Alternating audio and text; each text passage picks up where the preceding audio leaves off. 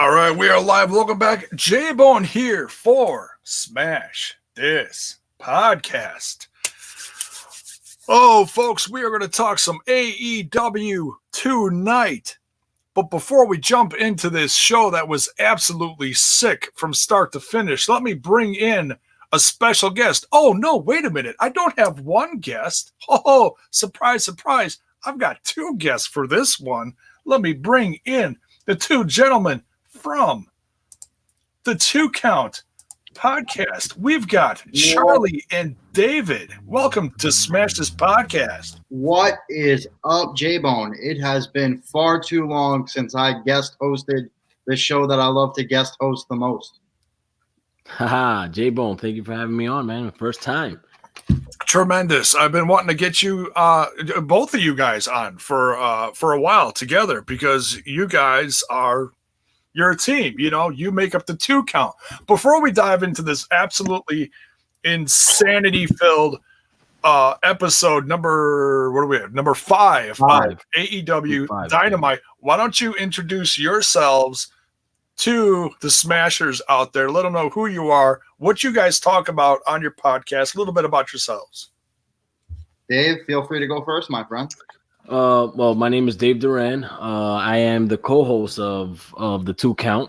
So what we do there, you know, we talk about wrestling in general, talk about what we don't like, what we do like, where we feel that, you know, most of basically back in the day was more WWE because that's what we had. AEW still hadn't, started yet. But yeah, we talk about everything wrestling, man. Everything NJPW, AEW, NXT, Raw, SmackDown, Impact. Yeah, we dwell into everything, man. Yeah. That's nice to see a variety. How about you, Charlie? Yeah, so I'm Charlie fucking Bergnolati. I am one of the co-hosts of the 2 Count. Me and my boy Dave decided to start our own podcast up probably roughly about a year ago. Damn right. When we decided that there wasn't enough good conversation outside of Jay's show, of course, going on about wrestling in the space.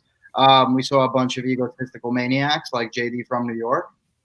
And what we decided to do was really just turn around and say, hey, look, let's kick it. Let's just talk about wrestling. Maybe not always reviews. Maybe just shoot the shit about anything. And that's literally where the show came from.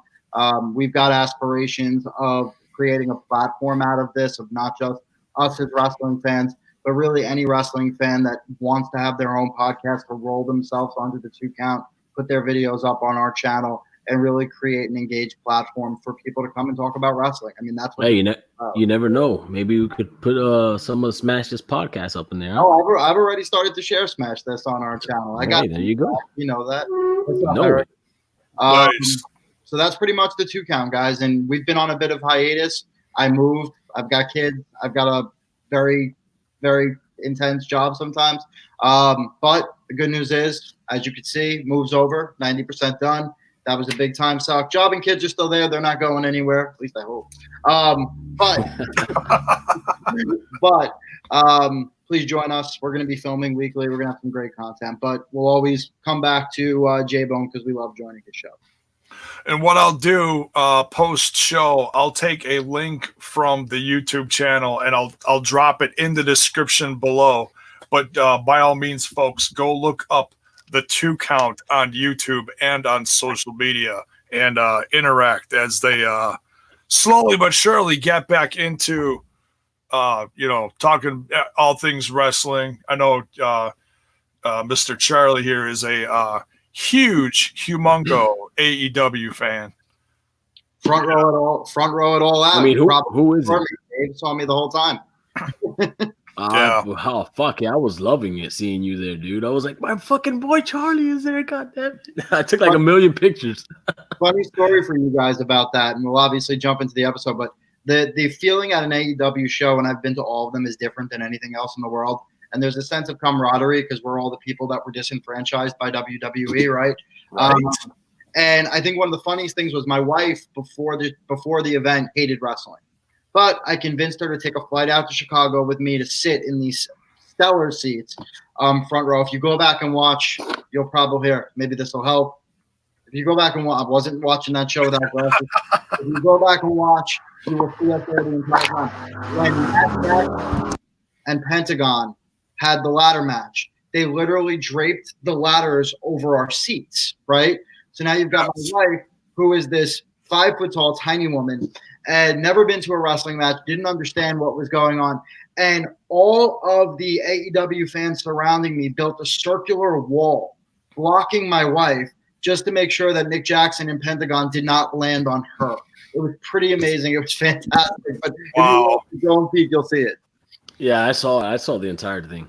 I was like, oh my God, don't kill Fran. Please don't kill Fran. I wanted to come to these things with me again. That was nuts, and you were standing right next to another, I guess you could say AEW super fan, and I believe what's her name, Trina, the blonde-haired girl with the glasses. Oh, I wouldn't even. Yeah, she's an AEW fan, but I mean, yes. Tiffany. She's got. Excuse me. Yeah. She's got a YouTube show called Heart of the Elite. She's an incredibly sweet person. Check her out. She's got a relationship with Cody Rhodes, like I think every Cody Rhodes fan would like to have. Yeah, but I would say she is a AEW super fan, but more so even a Cody Rhodes super fan, which I'm a big fan of my boy the Nightmare as well. But, you know, she's actually had that since that relationship since legacy. But she's awesome. Check her out. Really sweet person. Nice. All right. So, and then, as we jump into this, folks, as you join, don't forget to smash that like button and smash that sub button as we get into this. And ring that bell for notifications, because God knows that YouTube is going through some it's going through changes. Nice. Way to whip out Eminem. My old fart, my old crooner voice that is very sad and pathetic. We got Eric Dehoff in the chat. We got Ronnie in the chat. Nice. Thanks for joining. Eric, fantastic that Shane is your friend. She was pretty incredible tonight. We could talk about that in a little bit, but she was. Holy shnikes. And we'll talk about that, Jay, and we'll talk about AEW's women division because you know we're going to go off on tangents. I was concerned about some of the talent I've seen or the lack of highlighting it. But seeing Shayna tonight, seeing that they brought Sheeta back out, some really cool stuff going on. Oh, yeah. And that's the thing. You know, people go off like, oh, well, we haven't seen this and we haven't seen that. Look, they got 2 hours a week. Yep. We're 5 weeks in. We are legit 5 weeks in. Yep. You can't see everyone every week, but they don't have the 5 million people that some of those other companies do and never feature anybody. Yep. Just all I can say as a wrestling fan, just be patient. You know, just be patient. We got Dennis Day Jr. in the chat, loving this, supporting my boy Charlie. Welcome to the show. Welcome. Dennis was the guy standing behind me wearing the MJF scarf and the MJF is better than you shirt. So just so you know, Dennis was there. He was part of the human field role for Francesco. Nice. All right, this kicks off. Let's see here. If I can read my notes. I got my notes too.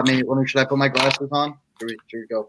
I can't read my Dr. Scribble. All right, so we on your phone, Jay. Makes it a lot easier. That's what I do. What's that? Take notes on your phone. You won't have to try to read through your scribble. See? Oh, I can't. I humped it back on my phone. I can't type. Back when there was actually keys on phones, I was fine. And then they took the keyboards away. I can't type for shit, dude. It's horrible. I got these old man big freaking thumbs. It sucks. All right, so this show starts out with Mox is just on a tangent. Mm-hmm. He hears the news about his match getting unsanctioned. So we got some behind the scenes stuff going on here. This is actually kind of interesting if you think about it. We were always told as AEW fans from day one that Tony would never become a character. Now, granted, we didn't see him on camera, but we did hear him. What did you think about this little meeting between Mox and Tony in his office? Mox going off about his newly found out unsanctioned match with Kenny. So first I'll say that Tony Khan actually kept true to his word. he said he would never be an on-camera talent. And technically, he was not an on-camera talent. Now, to avoid the fact that Tony Khan is the big boss, because who is that scene going to be with? Is that scene going to be with Cody? He's got other things going on. Is it going to be with Kenny and the Bucks? Also have other things going on. So I think the only reason they included Tony Khan as the figurehead is so that they can make it serious, right? Because this is the guy that owns the company. And if you listen to Tony's voice the entire time, it's almost in like a people pleaser tone. This is what I thought you wanted. This is going to be magnificent. This is going to be great, right? Like, so it's everything that you picture Tony Khan to be, just like this nice, really gracious guy that loves wrestling and wants great things to happen. True. But you also have to remember Mox's motivation behind it too. So I'll get into that in a second, because I know there's probably more to this than you're going to. But just from the standpoint of him as an on-air talent, I think the way that they did it was tasteful. I think it was a great way to deliver the news and continue the story without actually injecting him in it. Yeah, because I think the only step further you could have taken to that is see Mox turning red and grabbing Tony by the collar. Yep. I think that's the only thing that was missing here. And I'm not saying it was like missing, like I had to see it, but that would have been typical. But they played that out. I mean, I think they did it well, since they're going to keep him off camera. Oh yeah. Oh, I agree. The only issue with the cameraman, right? The cameraman pushed down is basically the equivalent of Tony being strangled. It's the same. That was the only issue that I had, was with the cameraman. Like, I wanted to see when he came out of the dressing room, I would have liked to see him fall, like the camera just, go flying. Go flying somewhere else. No, it's almost like he gave like maybe a bit. Yeah, it was just like, get out, like, you know what I mean? Like, I would have liked to see that crazy unsanctioned Moxley, Yep. Oh yeah. Just me nitpicking shit. Oh yeah, and this is building throughout the show, so this is interesting, and it comes to an absolute head at the end here, and we'll get into that. It does. And Jay, just going back to the original thing I was saying about the thing that I loved about it, if you've been following AEW, and one of the things that AEW does tremendously is it builds narratives in different areas, right? So you've got pieces of what's going on in being the elite. You've got pieces in what's going on in Road to Double or Nothing or Road to whatever it is at that individual time. So if you watch this, they actually played Jon Moxley's involvement in Japan as a way of himself getting ready for Kenny Omega. So in Jon Moxley's mind, to this point, he's been doing everything that he can to mentally prepare and get a victory over Omega. So the fact that he can't get a victory over now, or at least a, let's just say, official victory. Official, yeah, that's the word here, yeah. Is going to drive him insane, because to him, he wants to prove that he's the best in the world. Omega is considered the best in the world. And now, even if he beats him, it's in a sideshow freak match, which Moxley doesn't want to be considered a sideshow freak. So he took all this time to be considered a serious wrestler, and here we are. He's back to being the lunatic fringe Dean Ambrose, but as Jon Moxley. It's really an interesting dynamic. He's come full circle. I like it. Escalated. I like what they got going with Moxley and Kenny, right? The only thing that I want to happen now, other than the match, is I think there should be a little bit more emotion on Kenny's end. I think if you've been a little bit more being the elite, though, that emotion's there. Yes, but on camera, when you see it, like for example, last week, right, that Pac was just destroying Moxley after the match. Kenny comes out, saves him, whatever. But it was just that, it's that type of no remorse. I don't give a fuck if you're there. This guy's beating the shit out of you. No, I'm gonna pick you up and then I'm gonna knock your ass down again. No, but that's what I mean. So in the story that's being told, but you have two wrestlers that really want to beat each other. You have Kenny Omega, who wants to beat Jon Moxley because Kenny Omega has never been validated by being a WWE guy, right? all the guys that he's wrestled has been Okada in Japan and guys here at ROH on the big show. So in Kenny's mind, defeating Jon Moxley is the feather in his cap that he beat a former WWE champion. In Moxley's mind, people consider him not to be a great wrestler. They consider him a cartoon show freak from WWE, right? So in both of their minds, they both have something to prove, which is why they aren't trying to beat the hell out of each other. You've had these weird little scenes and it was dope, where Kenny comes out with the broom wrapped in barbed wire and Moxley, but they never hit each other and they've been defending each other. And that's because it's almost as if they're saving themselves for this match, right? Both guys. True. Yeah, I mean, I like it. It's just for me. To me, I just feel like it needs more of that. And I don't like you. A week before Yeah, of course. I mean, how many weeks? I think one more. I think. Yeah, one more episode. And there's one more tip to throw in there, Jay, and I'd love your thoughts on this. The way that it ends with Moxley yelling and screaming that if you want, I tweeted this, you probably saw it. I was like, fine, I don't want to be held responsible for what I do to your boy, right? That was amazing. What were your thoughts on that, Jay, Dave? When he was, I loved the whole segment.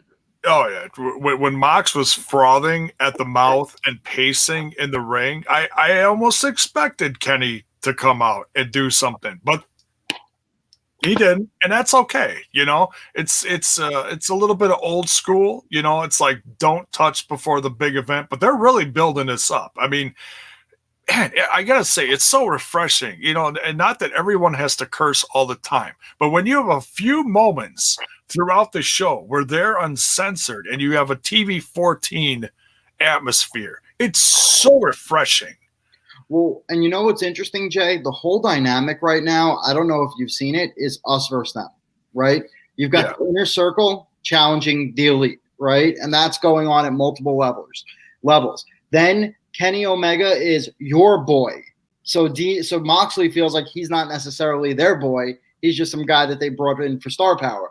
So now you have him versus the Elite. And then you've got the dynamic two, Jack Evans and Angelico, with Kip Sabian saying in order to be elite, you need to beat the Elite, and then you become elite, right? So they're doing a dynamic right now where it's basically the entire company coming up against the Elite.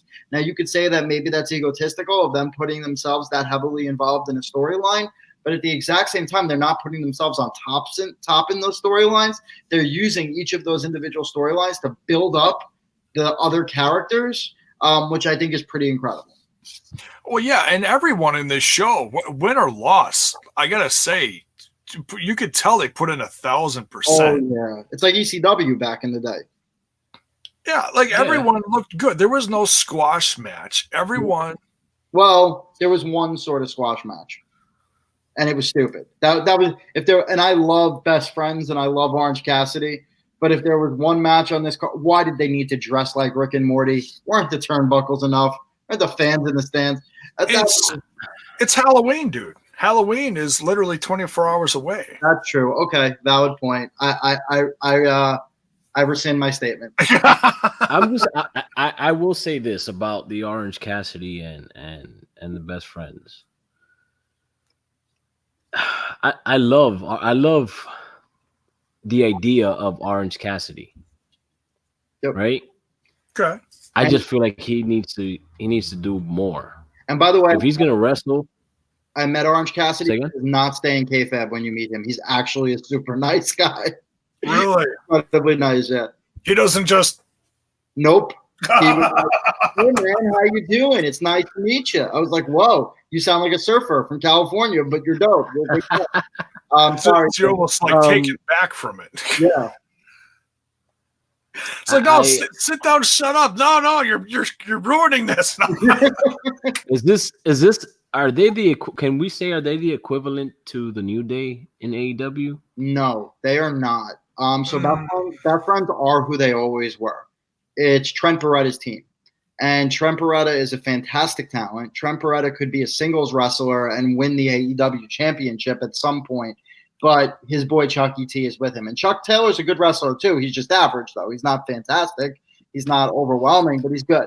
The reason they paired Orange Cassidy with him is because the one thing about best friends is they're silly as hell, right? Like that's their gimmick. Mhm. Like when So that's what I'm saying. They're basically the equivalent. Sideshow attraction. The reason Orange Cassidy works with them is, have you seen any of Orange Cassidy's indie stuff? A little. No, that's the first time I've never seen him. He's actually a fantastic wrestler. So like a very, very good wrestler. And the thing that's incredibly interesting is the way that he plays this gimmick off is he's so nonchalant until he's not. And you actually wake him up and enrage him. And then he, right? Right. It takes a while to get going. Exactly. And if you watch tonight, he had his first like trios in the ring match. And what did you get? You still got the hands in the pocket, but you saw it. You saw the drop kick come out. You saw the dive. You're starting to see him work his moves in. I think half the internet's abuzz saying, why would they sign a guy like this? I will turn and say, why not? And just wait. But we can get to that match later, too. I know you want to go down the card, Jay.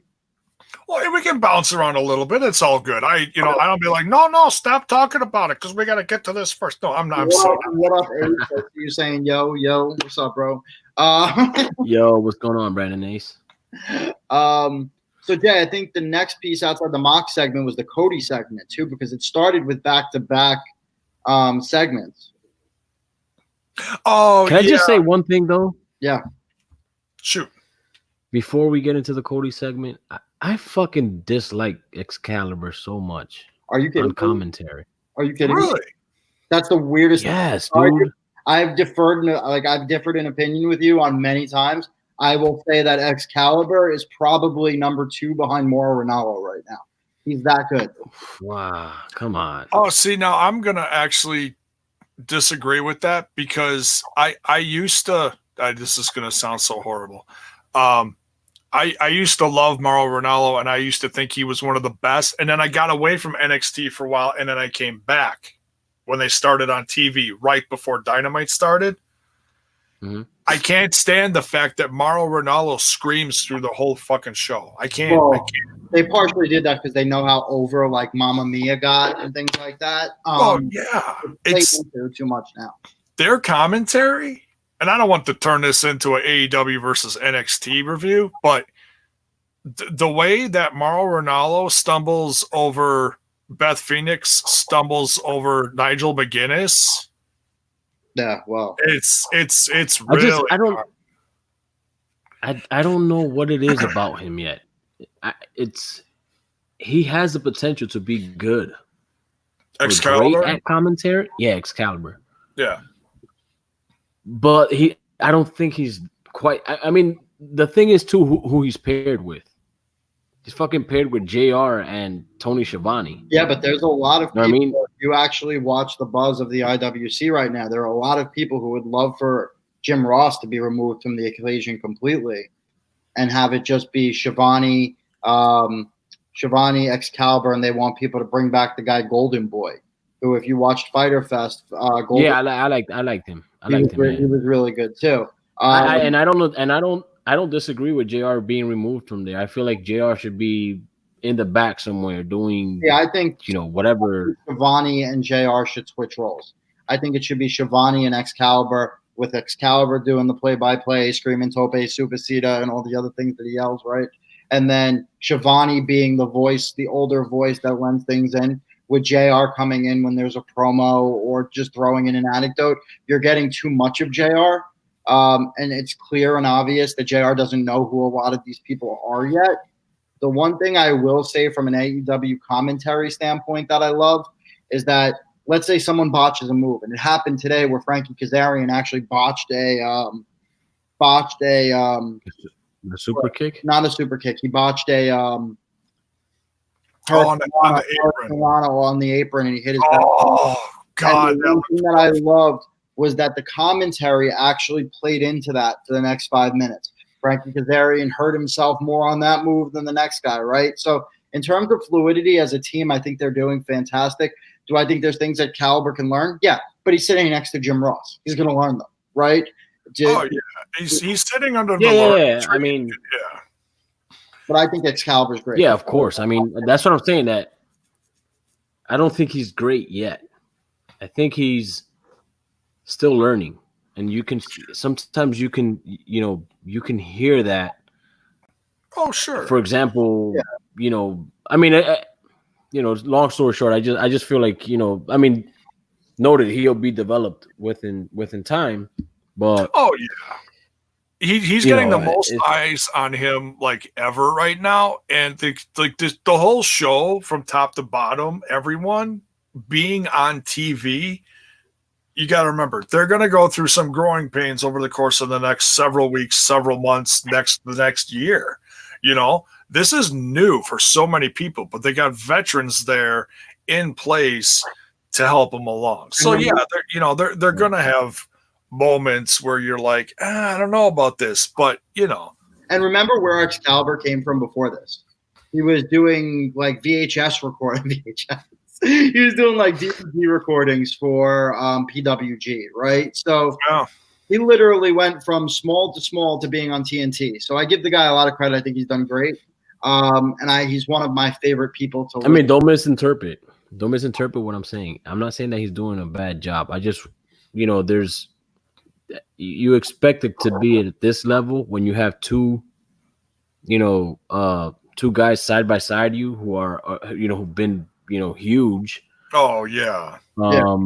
So you kind of expect it to be on par, but he'll get there. It is what it is. He'll get there. Yeah, he'll get there. So Cody's limousine segment. Yeah, he had a couple of these throughout the night, and it makes the people complain about when are they going to develop characters? We've known Cody through so many phases of his career. Yep. And this is a whole new chapter for everyone, especially Cody. He's got a couple different roles. He's wrestler. He's also EVP. But they're trying to focus. I mean, he looks like the EVP, but they're focusing on the wrestling role. Like he does the limo, so he's big time. Yep. And he's letting you into that personal side of, hey, this is the challenge I have laid out in front of me. These are the people who are supporting me. I can't let them down. So you've got that personal side of it. And it's really interesting for him to talk to. It could have been anyone. It could have been JR, could have been Tony, could have been his brother, but they paired him up with Tony for this segment. So it wasn't really an interview. It was just him letting out some personal feelings on stuff. The best way to almost explain it would be, how WWE has Ride Along? It was basically like a segment of Ride Along in a fancier and classier car talking about a different topic.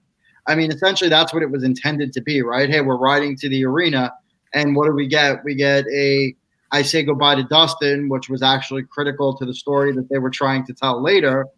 And you got the little bit of the limo scene with him getting an anecdotal, I walked in on Dusty Rhodes butt naked. I'm sure that was some site. Even Cody, when he heard that, was kind of like,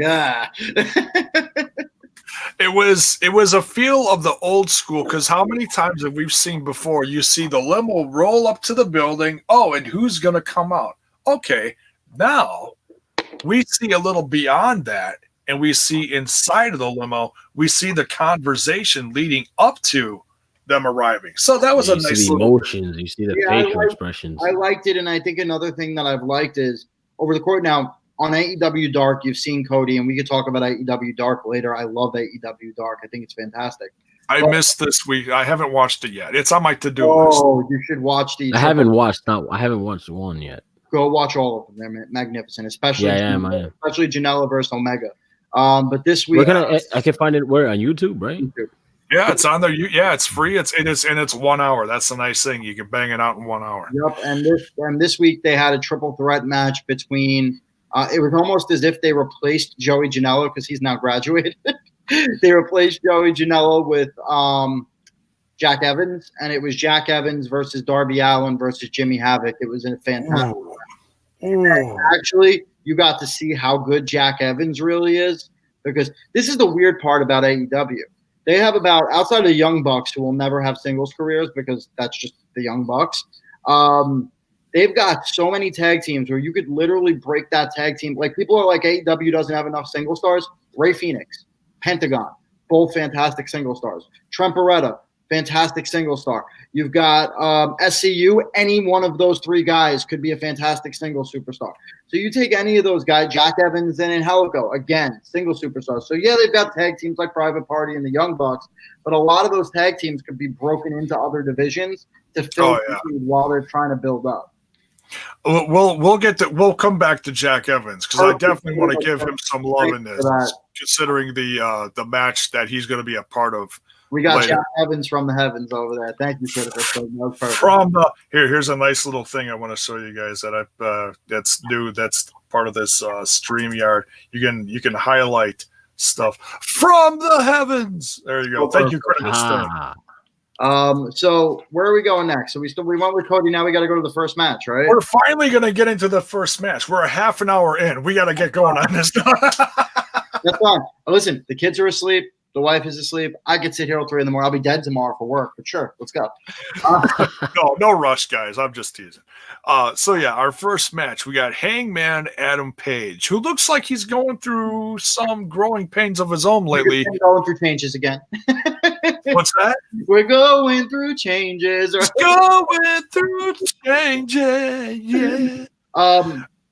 So there is one thing I'd like to point out about this episode in particular that I didn't see in every other episode, and it has to do with this first match. We got a glimpse of the future of AEW throughout this entire episode. You got new talent debuting. You had a highlight and an emphasis on their younger stars, even in the first match of Hangman versus Sammy Guevara. They literally went out of their way this episode, with the exception of Darby Allin, who I think is going to be a superstar, if he's not one already, and Jungle Boy Jack Perry. Sorry, Jungle Boy JR's got that shit in my head.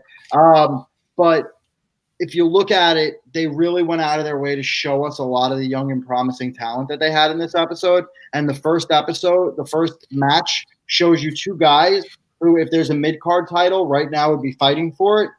And Luchasaurus is going to be fucking awesome too. What? When he comes back, yes. Oh, absolutely. So as a singles competitor, poof. Who are you talking about, Dave? I can't hear what you're saying. He said Luchasaurus. Oh, Luchasaurus is amazing. Yeah, he'll be out for a bit, but yeah. I don't like the Marco Stunt kid, man. Come on. Why? Why is he there? Give it time. Give it time. Amazing. I don't see. Maybe I just don't see it. Give it. I think Jay's right. Marco's fantastic. Yeah. That kid has just so much. Like go watch. Just like I'd say this a billion times on here. Go watch some of his YouTube stuff. That little kid has so much heart and so much charisma, and he's so much fun to watch for a little guy. It's almost saying you don't like Marco Stunt to an extent is almost like saying you don't like someone like Rio, right? Who is just super small. No, it's not. It's not that I don't like him. It's. You don't get him yet. I don't know. You'll get him. Yeah, I don't get him. Yeah. That's all right. That's all right. You'll get him. So let's talk about this. Wow, hell of a match. I will be the first one to say I'm a huge Hangman. Adam Page. You have to be a douche to rock Guevara's hairstyle and stick your tongue out like that too, might I add. But he yells douche. He screams douche. His gimmick is douche. He wears a fucking panda bear hat to the ring. But I will say something about Sammy that's 100% fact. Sammy Guevara is a talented kid. He's one of my favorites. He's a great get for AEW. He is. He's really good. And I do think he is one of their future top stars. So just throwing that out there. Sammy Guevara, real deal. I have him pegged for a championship at some time within the next few years, and AEW is lucky to have him. The fact that Sammy Guevara has hitched his wagon to the Jericho freaking main event train. From the first episode when he had that first match and then came back at the end and was part of the whole ambush, I was like, oh no, you've got to be kidding me. He's part of the he's going to be part of the main event, guys. Like this is the stable in AEW that's just this is what shows you why AEW is great. If you look at Sammy's win-loss record, he's 0-3, right? He lost to Kip Sabian, right, in the first match in AEW ever. He lost to Cody. And actually, he's 0-4. He lost to Cody. He lost to Hangman, and there was another loss in there. But yet we're still talking about how talented he is because even in the losses, he has looked magnificent. So that just speaks holistically. Without a shadow of a doubt. He has a bright future coming up. So your thoughts on this match, guys, between Adam Page and Sammy Guevara, and I also want to talk just momentarily about Adam Page's little promo at the end there, talking about his match with Pac. Yeah, I like the match. I'll give it a 3.5 out of 5. It was a good match. It was entertaining to start the show. Well, thank you, Mr. It was really good. I was impressed with the way Sammy took the buckshot lariat at the end. I loved the fact that when he got hit, he flipped and he was just still there, like he died. It looked like he died. It looked fucking masterful. I'm gonna be real. It was a masterpiece. The finish of the match is the only part of the match that I do not like. Really? So the buckshot lariat is his signature move, not his finisher move. And I know that's nitpicky, but I feel like if you're trying to elevate Sammy, you make him lose with the Deadeye, not the buckshot lariat. I get it. You want to make it that, different things could win different matches. That's fine. Like that's like saying Jericho could win with a code breaker one day completely would make sense. Just, he's using his Judas effect now, and that's the deal. So I would have liked to have seen it be, his actual finisher, but I think that buckshot lariat did look nasty. I loved Sammy's confidence throughout the match. I did love that he's playing the classic heel perfectly well. The entire was chanting against him, which shows you that what he's doing is right. It's hard. Look at MJF. MJF is the biggest douchebag in the world, and yet people are chanting for him because he's so hated that he's loved. Sammy is somehow being universally hated, which that's hard to do in today's world. What I did love, going back to what you said about him being an awesome heel, I love that part where he was on the rope, I think it was on the second turnbuckle or so, and he jumped off, and you thought he was gonna dive on top of Hangman, and he just came and slapped the shit out of him. Oh yeah, like you're expecting this big high-flying move, yeah. and you're just that was such a douche move, dude. That shit was fucking but great. it also freaking backfired on him. It's classic heel. He does something douchey, and it winds up biting him in the ass. Yeah, because he slapped him, and it actually awoke the beast in Page. Yeah, it was fucking great. He started some cowboy shit and ended this match with a win. Best chant in professional wrestling, by the way. Cowboy shit. Cowboy shit. Yeah, and it's all uncensored. It was hilarious. I was like, oh, okay, well they're gonna censor at least a few of these. No, it's TV 14. We're getting the cowboy shit. We got uncensored mocks. We got all the holy shit chants throughout the night. This crowd. Oh my goodness. You can watch it later, Dennis. Have a good night, buddy.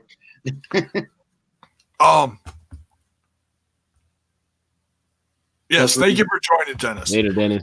Later, dude. This crowd throughout the entire episode, hot. Oh my God, deafening. I wrote down. They were on fire. You know what, though? That's the thing. Every AEW crowd is on fire. You know, Yeah, and I don't know what they're doing. They're doing something like you say, oh well, they're miking the crowd or whatever. Whatever they're doing production wise, they're not. No, I'm not saying that they had to do something to get that volume. I'm not saying that. No, I'm saying that whatever they're doing to get that natural reaction, volume, sat there, that is literally the crowd. Yeah. You know what it is, though? Think about who the fans are. These are the Attitude Era fans. These are the crazy fans that have been waiting for this. They're amped up. They're hungry. They're hungry fans. They want what they're watching is exactly what they get. They may not enjoy every single little piece. Like we all love our favorites and our moments that we love maybe more than others. But the show overall, the fans are digging it. Oh, yeah. 100%, 10% agree. And Jay, you're going into that promo now, right? So yeah, I don't know. That promo was. I didn't really like that promo. It needed more of a spark into it. I think that whole fucking staring into the camera shit just didn't work for me. So the staring into the camera shit, admittedly, was too long. That's one of those production hiccups where they should have probably cut away a little bit sooner. That was just trying to show you Paige's intensity. Remember, this guy's a fucking horse. That being said, yeah, but it was a little too long, the staring into the camera, and then I didn't feel that there wasn't so much of there wasn't raw emotion. I thought there was a lot of emotion when he said, "Pac, I'm going to knock your head off." I mean, that was pretty filled. Yeah, but when he was talking about, it's no mystery to anyone that I've been dealing with whatever I forgot what the verbatim what he said, but I think he needed to add a little bit more emotion. Through change. Sorry. It's the theme of the night. No, for real, Dave, to be honest, though, you have to remember most of the people that watch AEW also follow Being the Elite. And they didn't want to give him enough time where he could start. Like, if this was WWE, they would have given him 8 minutes in the ring to talk about all of his feelings. But that's not this isn't WWE. Right, but the thing is, I don't look at it when I'm looking at AEW on TV. I'm not remembering about shit that happened in Yeah, but you have to be. That's the point. Right. You can watch. Yes, you can 100% watch it and understand what's going on a surface level. Hangman to knock Pac's head off. But if you're a truly engaged fan, one of the fans that's actually built up the company, then you're following each of the medians. And really, it's like reading a novel where the chapters are in different rooms, right? So yeah, but the thing is this: rooms to understand a BTE episode comes out on Monday. Yeah, right. And you get AEW Dark on Tuesday. By fucking Wednesday, I don't remember what the fuck happened on Monday. So go back and watch it. It's 15 minutes. Go watch it beforehand. I get it. Yes, but it's just I would love to see a little bit. It's not that the promo was fine, the length of it. So let me ask you: would you rather them spend more time focusing on storyline or give us more in-ring action? Because I think the whole point of AEW was more in-ring action. And more in-ring action. I agree with that, but I listen. You're on TV, right? Yeah, for 2 hours, and they have a roster. Half of these, let's say, if you're gonna come in with new people, and new people are gonna be watching your product every week, not everyone is gonna have the time to watch BTE and follow BTE on YouTube. So, yes, as much as you want to show me wrestling, and as much I'm gonna say, God damn, I love that move, and I love when he does this. I want to see the side of him interjecting his word, telling us his story. And I think he needs to, that promo to me, you want to fuck up Pac, but show me how bad you want to fuck Pac up. Because you know what, Pac, you've done this for so many, what was the first pay-per-view that Pac didn't show up on? That was Double or Nothing. Hey, and Double or Nothing, I've been waiting to kick your ass since Double or Nothing and show you the real Hangman. tell me the story that you want me to know. I think there's too many layers, Dave. I think there's more to it than just you didn't show up. I think they've had a match, 2 matches, 3 matches since then. It's essentially the piece you're being nitpicky over is that he didn't have enough time to tell his story in the, hey, get your 3 bullet points. Because the way AEW books it now is get your point across. Here's 3 bullet points. Go out there and say what you got to say. It's old school. That's the way old school used to work, right? But they basically gave him, like, you have a minute to do it, right? So what is he going to talk about? Is he going to spend more time on his backstory? Is he going to talk No, I'm not saying but listen, he doesn't have to give me a backstory because I watched BTE. You're saying I'm just saying the emotion. But the emotion was there. Just I think the emotion was there. I didn't see it. All right. We could spend an hour on this portion or topic. These debates happen frequently on the 2 count, folks. Let's talk about this next segment here that had me rattled. Yep. Wait. We didn't hear your 2 cents on the. I just love the fact that he said we're gonna do some cowboy. That was like the part that stuck with me. We're gonna do some cowboy shit, and the crowd just absolutely went ape shit. So I'm not. Me too. You know that's gonna be a shirt, right? It is a shirt. I already have it. It's upstairs. It's nice. Jesus Christ, dude. He's got all the cowboy shit. He's got this is the Cody shirt that came out like last week. Jesus Christ. Hey, I got the $10 Myers Ric Flair shirt. I got a $10 Shawn Michaels shirt. So the Heartbreak Kid rattled my friend. Okay. So, but yeah, I dug the promo. I dug it, and the match was awesome. It was a great way to kick off this show, and it was just nonstop. So next, now this is interesting. During the commercial break, because the screen is split up, you got the commercial, and then you got the, what's going on. Yeah, I love that little side screen thing. That was interesting because if I bet a lot of people missed this, so I did want to bring this up. You saw the Rock and Roll Express show up and have a little moment. Now, we didn't hear what they said because we heard the commercial going on, whatever it was, whatever, douche thing was happening over here. But we saw the Rock and Roll Express run into Private Party, and Private Party gave them, what was it, a necklace? Yeah, I think so. Yeah, like gave him a necklace, and it was like, hey, it was a little sign of love from this generation of wrestling to the old school wrestling. So I thought that was pretty cool. Hey, welcome to AEW, which I think is crazy. I wanted to just take a minute to talk about this, not too long. But the Rock and Roll Express has had some crazy attention over the course of the last, we'll just say year and a half. Yep. You got the Hall of Fame. Yep. Huge. I love the Rock and Roll Express. 30 years ago, I was sitting in my friend's basement watching old school studio. This is why I love the NWA relaunches so much. It's just like back in the day. It makes me feel like a kid again. Watching the Rock and Roll Express versus the Four Horsemen and Sting and Luger and all those guys. And they're really getting that love again, and I love it. And they can still go. They're not like they were 30 years ago, but they can still go. They can still have a couple. Going in New Japan, they're nuts. Yeah, it's crazy. Look at what they did today. Well, we're getting into that. Yeah. So, yeah, it's just crazy, and they're going to be showing up in NWA next week. I can't wait to see what they do. Man, it's just awesome. They're all over the place. So that's a nice little nod that, hey, you're being featured in NWA, but you can also go over here in AEW. So that's, and I'm sure there's going to be people blowing us out of the water saying, oh, NWA and AEW are working together. It's like, all right, let's just pump the brakes on that. If that wanted to happen, if that was going to happen, that would have happened a long time ago, and Nick Aldis would be wrestling for AEW, right?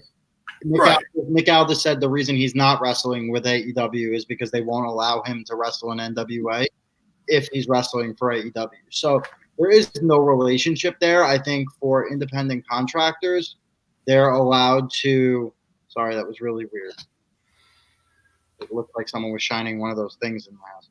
I think for independent contractors, they're going to be permitted to do whatever, like Tennille Dashwood did with Impact and showing up for the Rumble.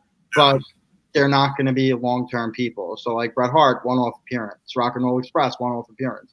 Right. Bring in the veterans for a little something. Yeah. DDP had said it's a one-off appearance. So you're going to see a little of that. Yeah. Yeah, people are. I like that they bring nostalgia back to it. Yeah. They need that. It lends credibility to a new brand. That's all. It does. It does, because they know that that is going to be an important piece of this new brand when you've got people in the back like Dustin Rhodes working with people. You got Arn Anderson. You got Dean Malenko. So you know they're going to be interjecting that good stuff into the show. Yep. Mm-hmm. So, nice little introduction to the Rock and Roll Express showing up with the private party. Now, we get into our ladies match. We have a brand new face, along with a face that we hadn't seen yet, I don't believe, on AEW TV. So, both definitely welcome. And Eric, who is here, I don't know if Eric is still here in the chat, but he mentioned that earlier. He knows a new face here, Shayna. Who I actually, honestly, I'm impressed. I thought she was awesome. I was very impressed. I thought this was going to be a squash match against Hikaru Shida. Wanted to make sure I said that correctly. I love Shida. I think she's magnificent. She's actually one of the better talents they have. And if you think about it, over the past week, we've actually seen now that the tag team tournament's out of the way, we've seen a more vested interest in the females. So on Dark this week, you got a 4-way match between Penelope Ford. It was Penelope Ford. You thought it was a tag? No, it was a fatal 4-way. Oh, it was? Okay. Yeah, it was Penelope Ford. It was another one who had yet to make her debut in Mackenzie. Why can't I think of her name? Allie, what was it? Sadie Gibbs. Sadie Gibbs was in it. She's awesome. It had Allie, and then the older Japanese woman, wrestler, who I can't remember her name. Emi Sakura. So when is Emi Sakura? Emi Sakura. That's it. Has Awesome Kong been featured anymore? We'll get to that in a minute. But there's been more of a vested interest in the women's division over the past couple weeks. And before this, you would almost think that the only 3 women in the division were Rio, Britt Baker, and Bea Priestley. But I think you're starting to see more. Yeah, and that's another thing I see people online. Oh, they say there's going to be the women's division, and there's no women. It's like, it's like, come on. Let the tag team tournament unfold, and then they can start. They need to. That women divisions, like last week's match was fucking horrible. It's not that it was horrible. It's Rio is a good wrestler, right? Rio's very good. I'm trying to remember. Oh, you know what? It was Britt Baker versus Britt Baker versus Rio for the women's championship. No. Was it? No. Oh, it was no. It was Pittsburgh. It was Britt versus Jobber. It was a squash match because Britt was coming back to Pittsburgh. Oh, it was that. It was girl the girl with the missing tooth. It was the English girl. It was Bea Priestley's Stardom tag team partner. Name is escaping me at the moment. I don't know why I'm not doing good. I forgot her name. Yeah, they don't have enough where it's in my head yet. I forgot her fucking name. I bet you Critical Sting knows it. Come on, dude. Oh, you know what? No, I didn't take notes because I didn't do any shows last week. Damn it! No, it was that girl from the UK. I thought she was good, and then she got her ass kicked by Britt. Yeah. No, But sorry to derail that. But this week we got, a new signing from Portugal, right, in China. And we saw, again, my girl Shida, who I got to watch face Rio at All Out. And Shida is magnificent, and I really think this Shayna girl is magnificent as well. I think this was a great match. There were some moves in there. When Shida did the jump off the chair, the knee off the chair, woof, that was fantastic. I think there were actually points in there. Thank you. Jamie Hayter, that's it. I think there were actually points in there where the crowd was chanting, "This is awesome," which I don't think you get during many of the AEW women's matches to this point. So I think this was a great one. I think it's one of the better AEW women's matches I've seen yet. I feel it started out slow, and I thought we were getting a squash match, and I thought Shayna was actually going to lose with a quickness. But as soon as they got to the commercial break, I was like, "Oh, this is going to last a while because they're not going to quit this over the commercial break. This is going to go on for a while." And it was good. And it really did, and it amped up. And Shayna put on some tremendous offense, and came within an eyelash of winning at that one point. Yep. What did you think of this, David? Did you like the match, or what did you think? No, it was good. It was a solid women's match. I mean, my comment was towards what I've seen prior. Just in general, not all of the just in general, not all of the matches. Don't get wrong. Don't take it the wrong way. Not all of the matches, but they do need some work. You're offending me. What? I'm so offended now, Dave. Whoa, big guy. Whoa. But that's the thing. There's a lot of new faces that people haven't seen before, so it takes a while for people to get vested. But like I said, I just feel it's matches like this week that we just saw that need to happen more often, so people can get drawn to the women's division in AEW. For me, I think the biggest problem with AEW's women's division, and I could be wrong, I could be right. You guys could tell me if I'm wrong. If you look at the men's division, there's a couple of guys that are the standard, right? So it's Chris Jericho, it's Cody, it's Kenny Omega. Those guys sitting atop the division, they're the guys you aspire to beat, right? They're the guys that headline it. When you look at the tag team division, yes, the Young Bucks eliminated themselves from the tournament first, which was smart, but they're still the team that's the team to beat. The Lucha Brothers are the team that's the team to beat. SCU, there's standard bearers.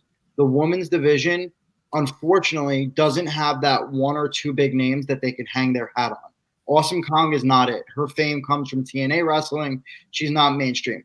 I think what they desperately needed was to sign someone like Tenille Dashwood, or when her contract expires, to sign my girl Tessa Blanchard, because if you put Tessa Blanchard at the top of that division, she builds everyone underneath her. Right now, you have people that are all the same level that can't build each other up because there's no one to aspire. Like, their biggest face is Britt Baker. I love Britt Baker, but the thing about Britt, and I love her. Welcome to Britsburg. Like, it's cute, right? I love her story. But the thing to me about Britt Baker is her fame comes from being Adam Cole's girlfriend. She is magnificent, but that's what she's known for. I'm not taking anything away from her in-ring ability, but she's still a little green in the ring, and she's still learning. Yeah, she is. Time. She can be the face of the division, but she has no one to chase. You're going to tell me Rio? Rio's fantastic. She's great too. But again, there is that no big name. So if you go and you get me a Tessa, you go and get me a Tenille, any of the friggin' if Candice LeRae somehow miraculously dropped off, or Kairi Sane, and you put them at the top, again, there's someone to aspire to chase. But right now, it's just a bunch of people nobody knows trying to chase each other, and it's not working 100%.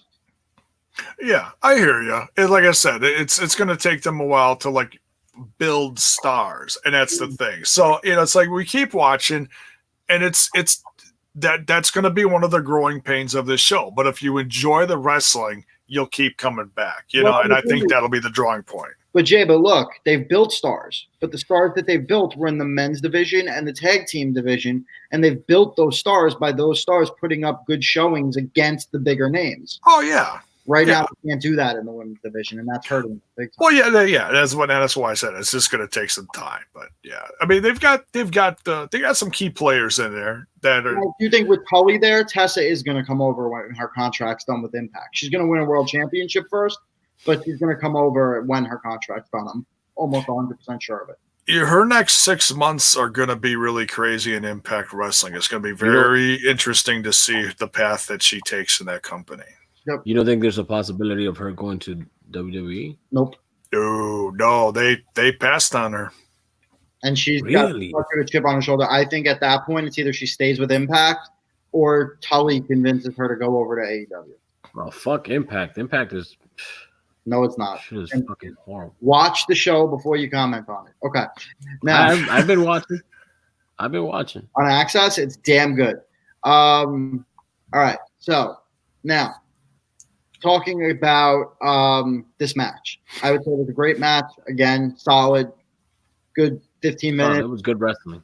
Yep, great wrestling. Very good. Yeah, it was a great introduction to Shayna, even though she lost. Certainly made a fan out of me. So yeah, and a great win for Sheeta. We haven't seen her in the first few weeks of AEW wrestling. It was a great reintroduction for her.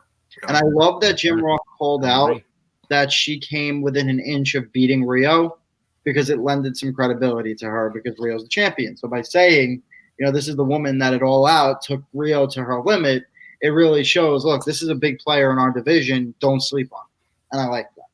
Yeah. Oh, here's a key thing here. Critical Sting says they also had a ton of women. They didn't sign anybody from the Battle Royal. Yeah, and I think that's just. I think we got to give that time. I think they. I mean, I'm hoping they bring back someone like Mercedes Martinez. Who the same name. Well, I think we're all in agreement there. Eric mentioned it. That's why I said it. Mercedes Martinez right there. Jazz would be a nice signing, right? Jazz, just to have Jazz back there. Oh yeah, I mean she's been around for a long time, but yeah, it'd be great to see her as a veteran presence in this company. We'll see, maybe in time. Jericho could do it at 50, so could Jazz. Where's Jazz at? She was at the Royal and disappeared. The one that disappointed me the most was I thought for sure Tenille was going to go to AEW. That would have been the signing to make, and it didn't happen. Now my chips are fully in the Tessa Blanchard going there basket, and I'm also hoping that Asuka and Kairi Sane's contract expire at some point, because they would also be magnificent gets. We'll see. There's a lot of unrest over in. And Jay, before the episode's over, I want to talk to you about 2020, because there was some news somewhat this week that I think we should discuss too. But let's keep going with the show first. Okay, that's fine. All right, so tremendous women's match. Next, we have a promo. Now, you're talking about Awesome Kong and stuff like that. We had a little segment last week where Brandy Rhodes kind of lost her cool. She trashed Jamie Hayter during her promo backstage, and then stuck her finger in what's her name? Jennifer Decker's face. Is that what her name is? And just looked. It was a look we've never seen from Brandy Rhodes before. It's like, whoa, what's up? What's going on here? This is something. So it's obvious. It's a separation. This is the start of a separation. She's doing her own thing as a part of the women's division, which I think is important. I think it was great that for the longest time we've seen her at the side of Cody.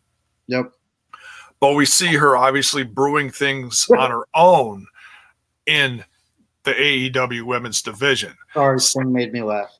So we seeing her looking like some voodoo stuff, and I actually like the cinematic view of this. It reminded me of the Karma angle that Kong had in WWE. Remember?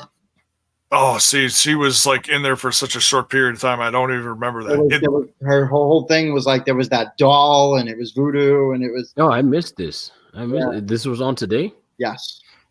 I missed the segment. Fuck me. So I tweeted something out earlier. I said AEW went from giving us just a shot of brandy to giving us the whole damn bottle. I think we're about to get a whole lot of Brandy Rhodes, and I honestly like it. She's been training her ass off. I bet you she does good.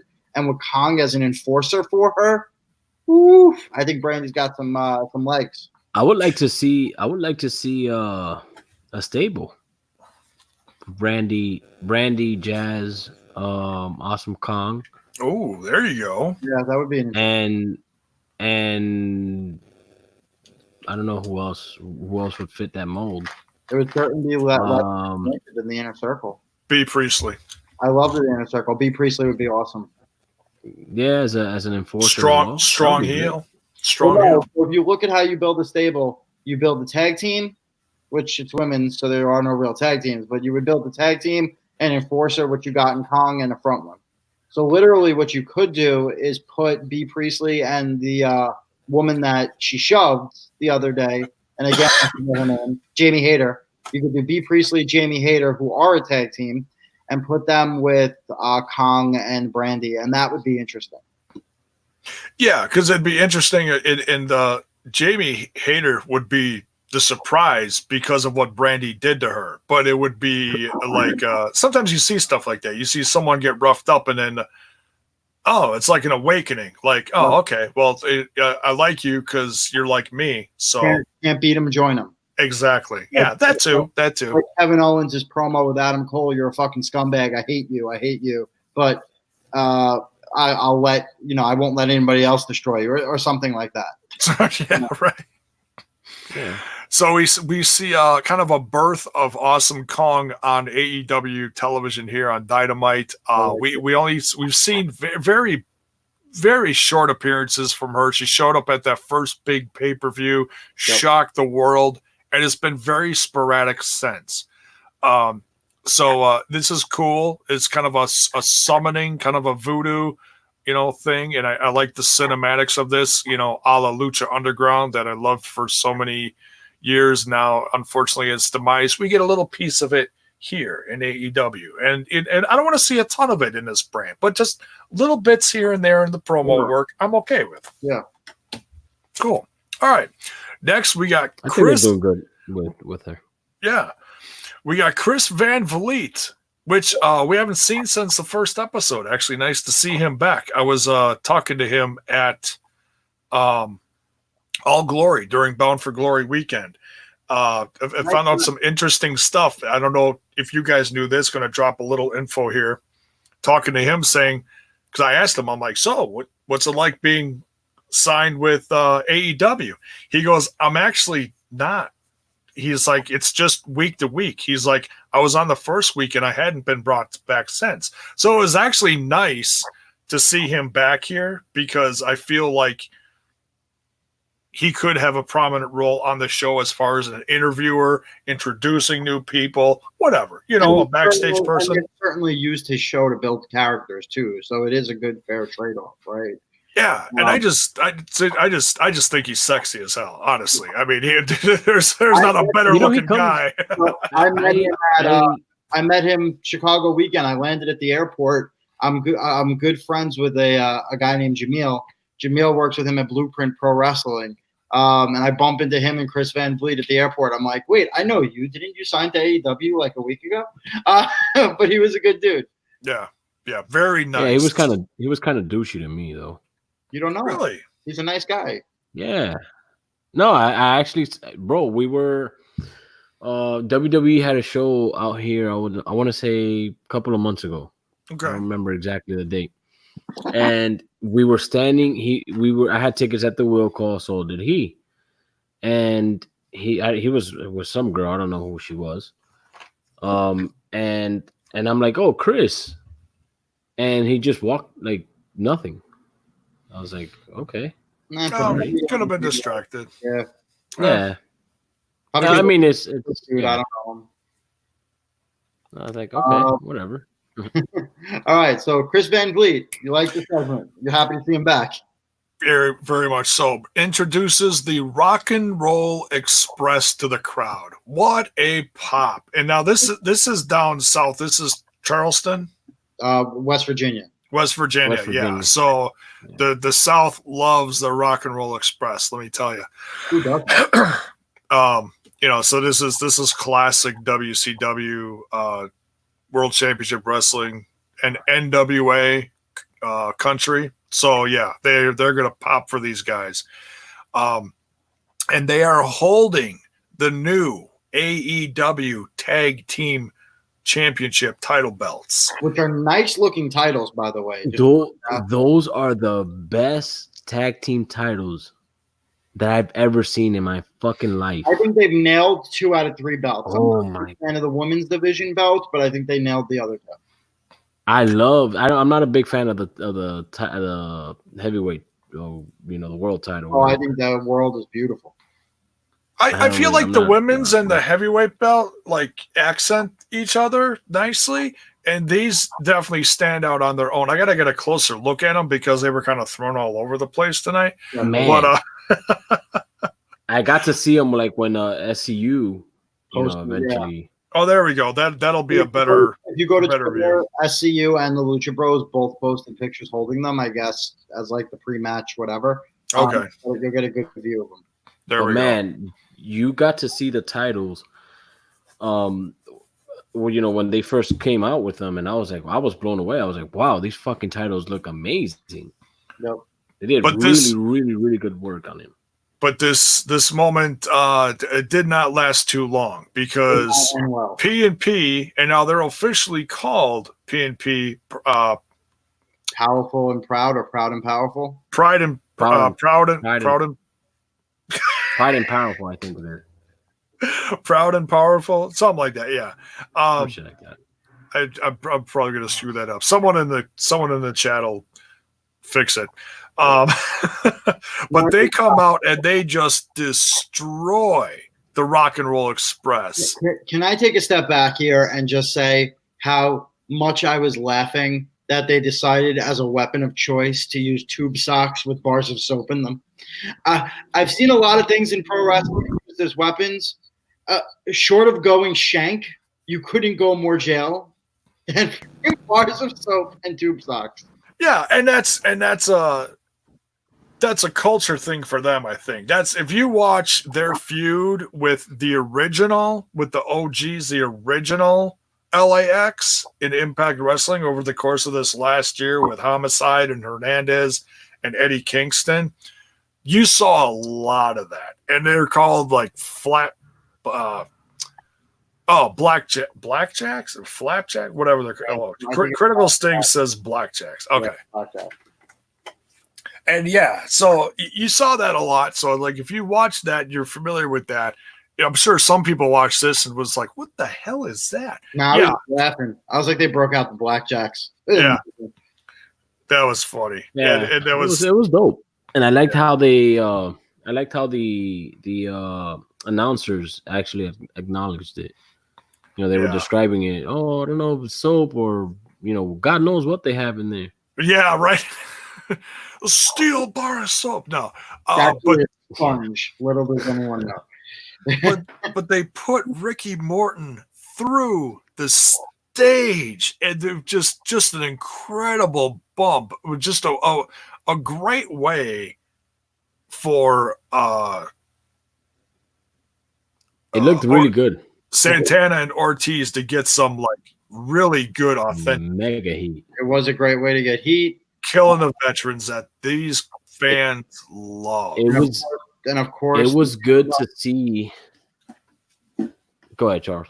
No, and of course the Young Bucks there in their Rock and Roll Express T-shirt. Come on, save the day. It was awesome to see. Was Ricky, right? Ricky was the one who took the bump? Yes. Yeah. Ricky Morton, yeah. It was fucking awesome to see Ricky take that bump.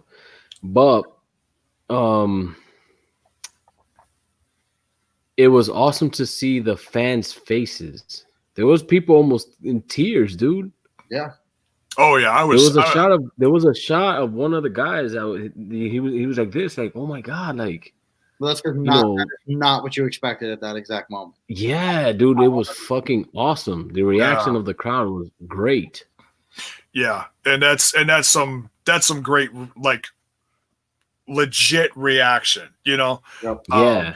Because I did the exact same thing because I grew up loving those guys on my television 30 plus years ago.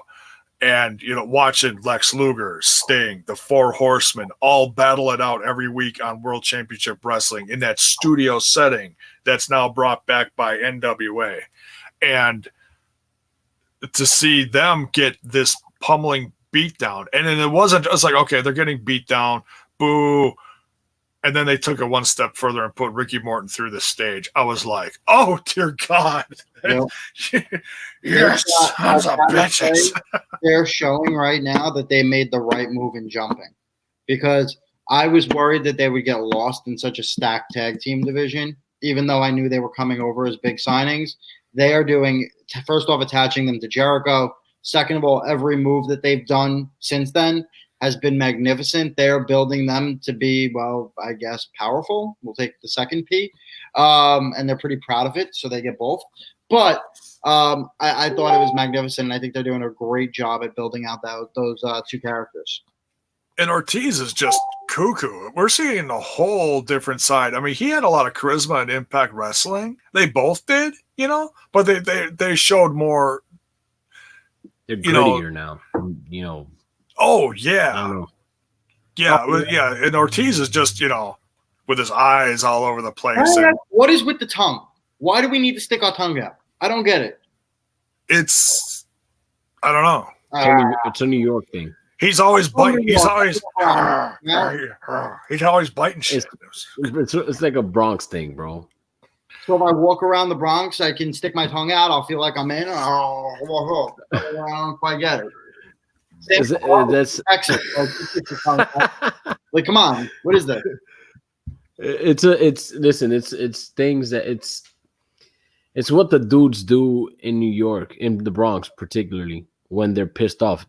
Spanish people do that a lot. It's a Spanish thing. So from this point forward, I'm going to walk into meetings at my day job, sit into a conference room, and be like, "No!" All right, you know how people normally come and you'll grind your teeth when you're pissed off. Yeah, it's essentially the same shit. There we go. Okay. I've heard of biting your tongue. I've never heard of sticking it out. Sammy Guevara is good at that too. Apparently. Yeah, but it's a different intention, right? It's the way you use your tongue, I guess. So I guess when Sammy Guevara does it, he reeks, "I'm doing this because I'm a cocky, arrogant asshole."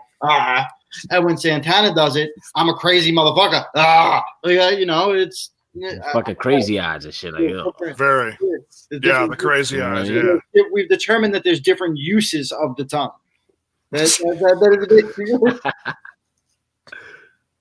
That's what she said. Oh shit. Woo! All right. It's just side by side, Santana or Guevara style. Choose, ladies. So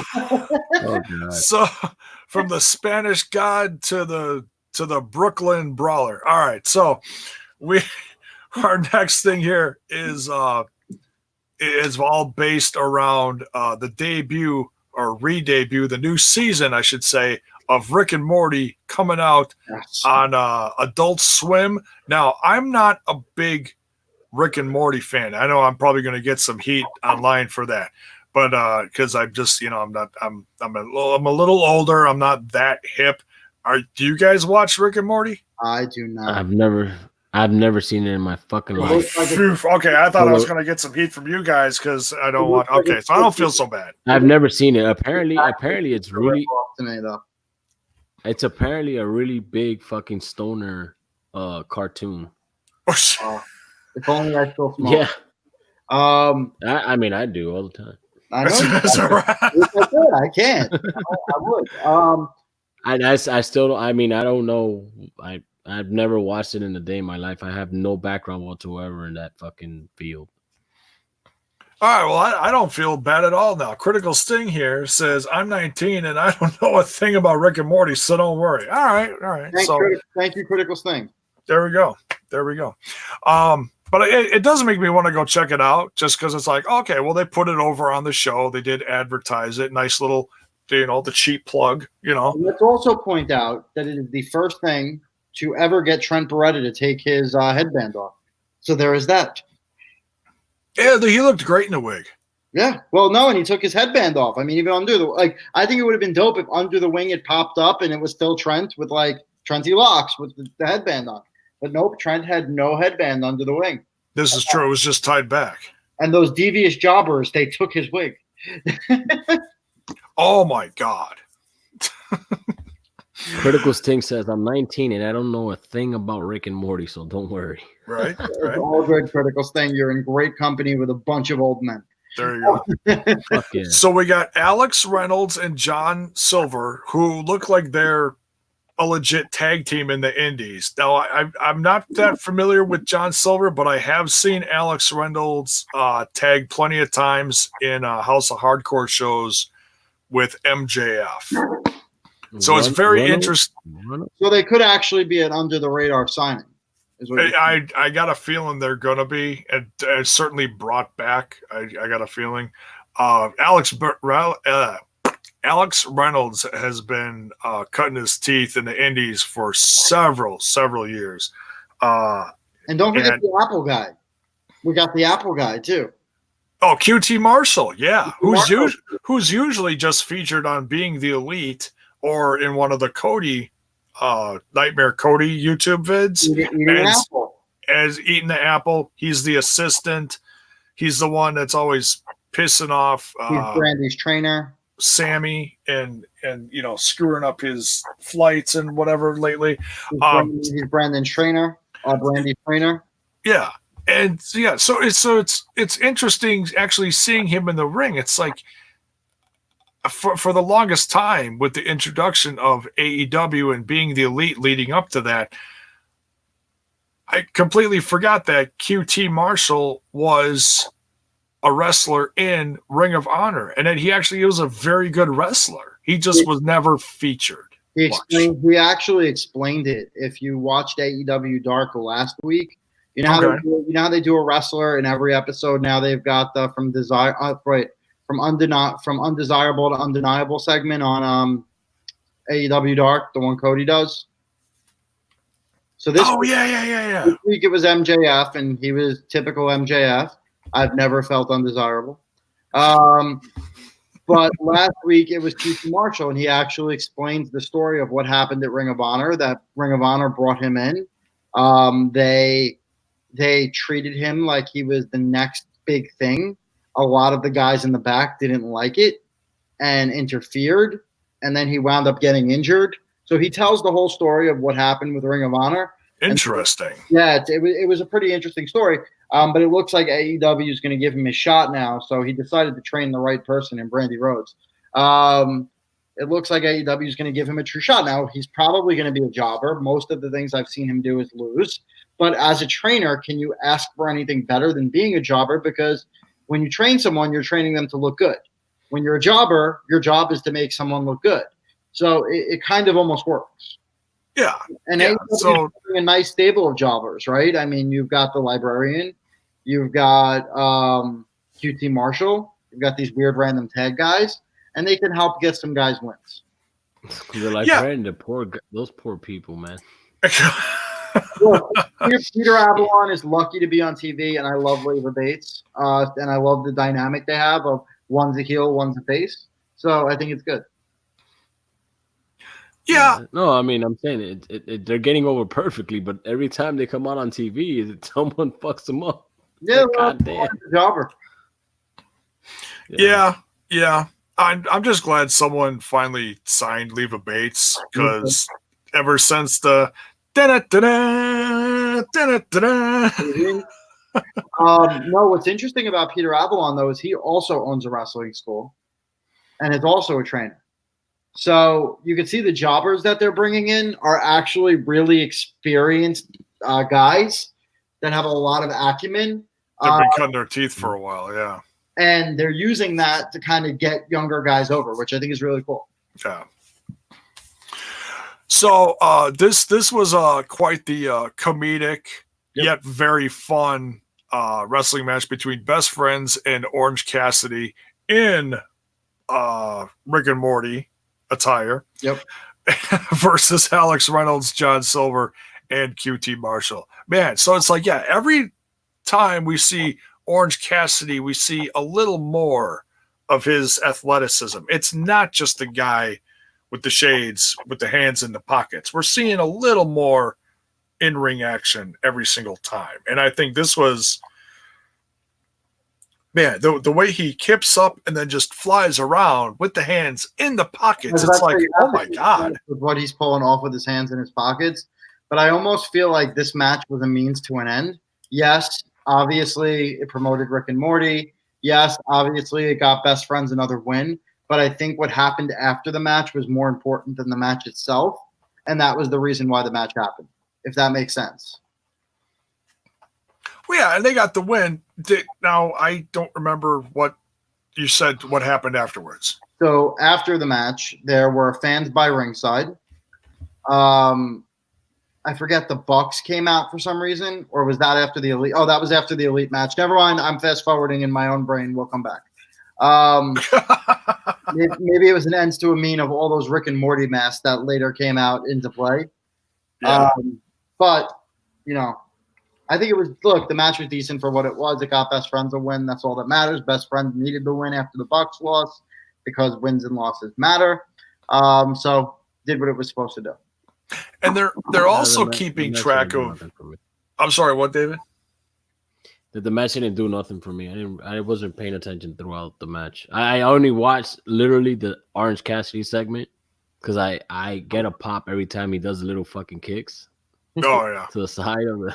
Oh yeah, I mean he destroyed QT Marshall in the ring. I don't even know how QT Marshall is walking after those kicks. My God, Yeah. Oh, Right to the shins. so smooth.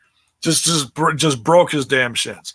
But yeah, this was a lot of fun.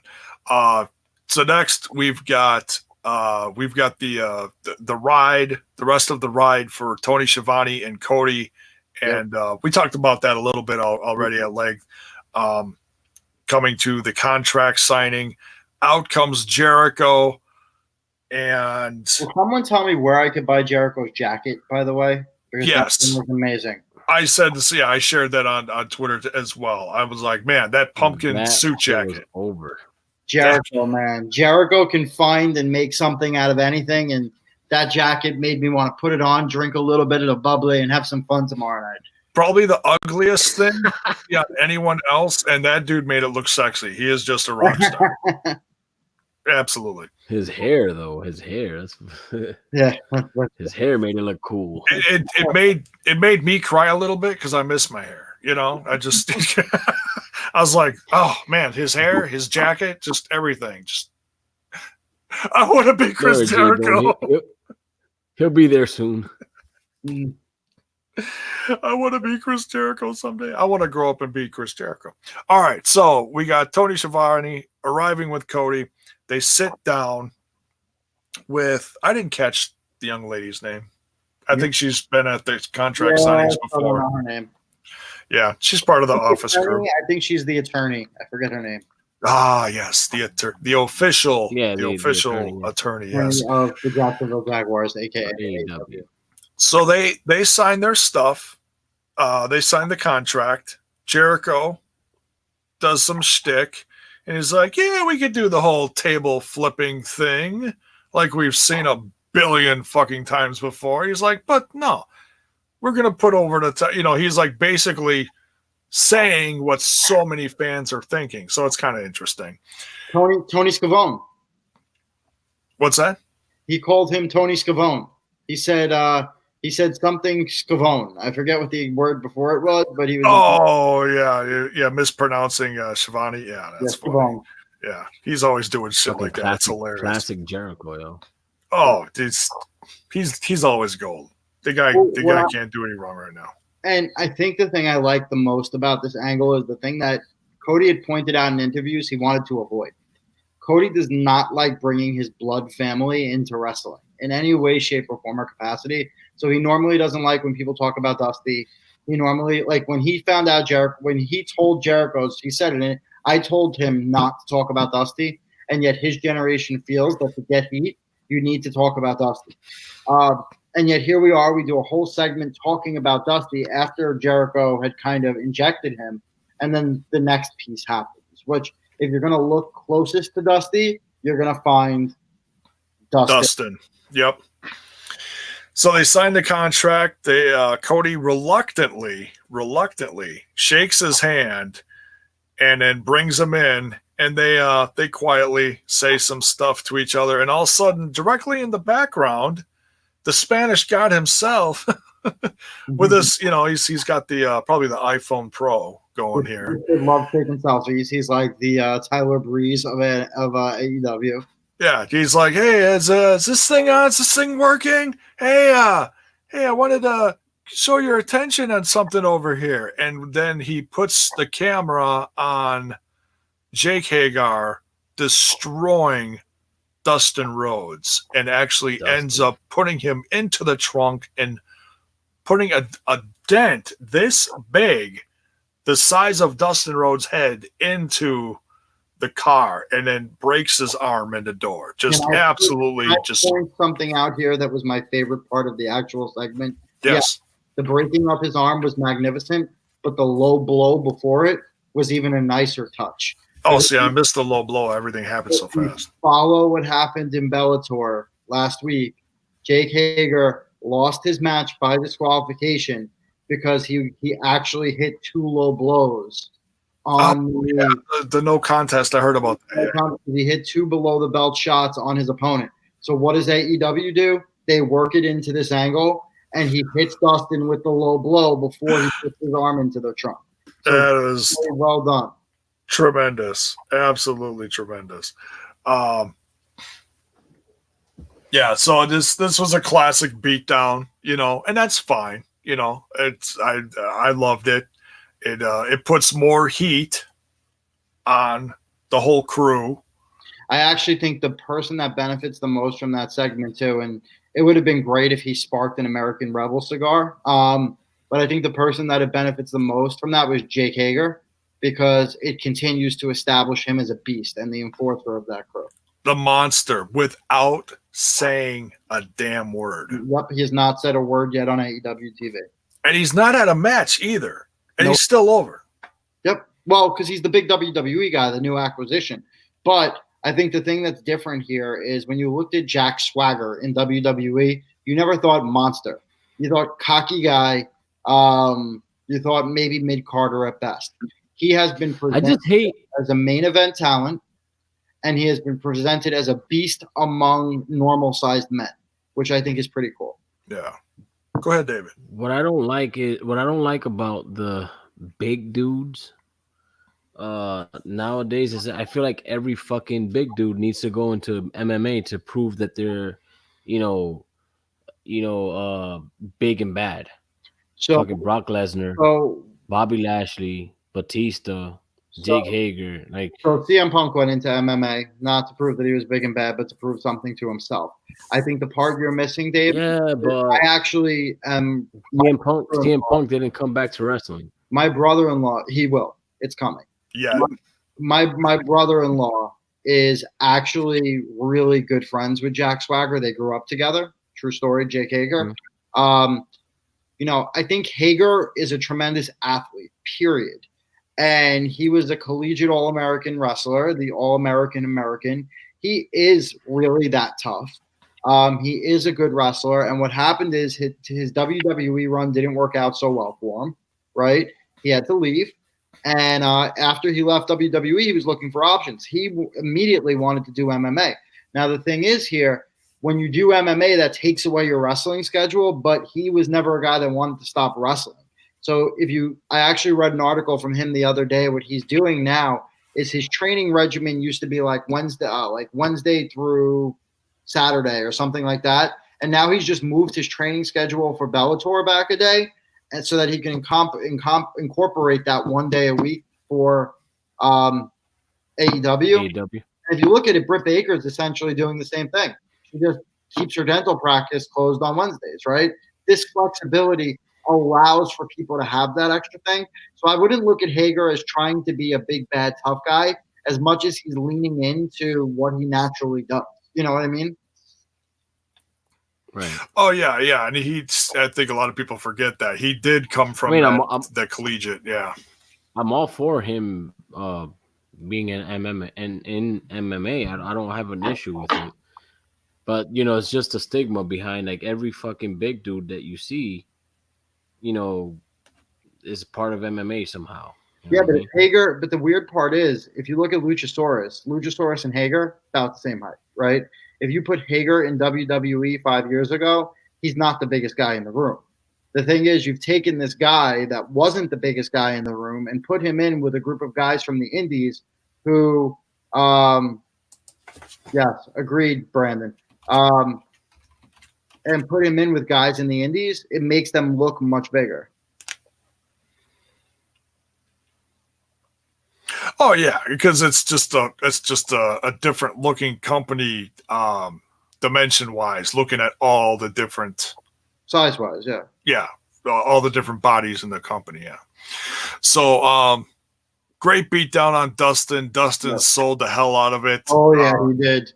How did they get that dent in the car? Was that dent just curious? Was that dent there pre it starting? Did anybody catch a glimpse of that trunk? Because that was a huge hit. I think he slammed them on it or something like that. Yeah, but they wouldn't have really done that. Well, because he took his head and he put it into the side, and like I said, the dent was huge. But if you look at cars the way they're built nowadays, you could sneeze on a car and wreck a quarter panel. So these aren't old school 60s and 70s cars where they were still considered Detroit steel. You know what I mean? Now they're plastic.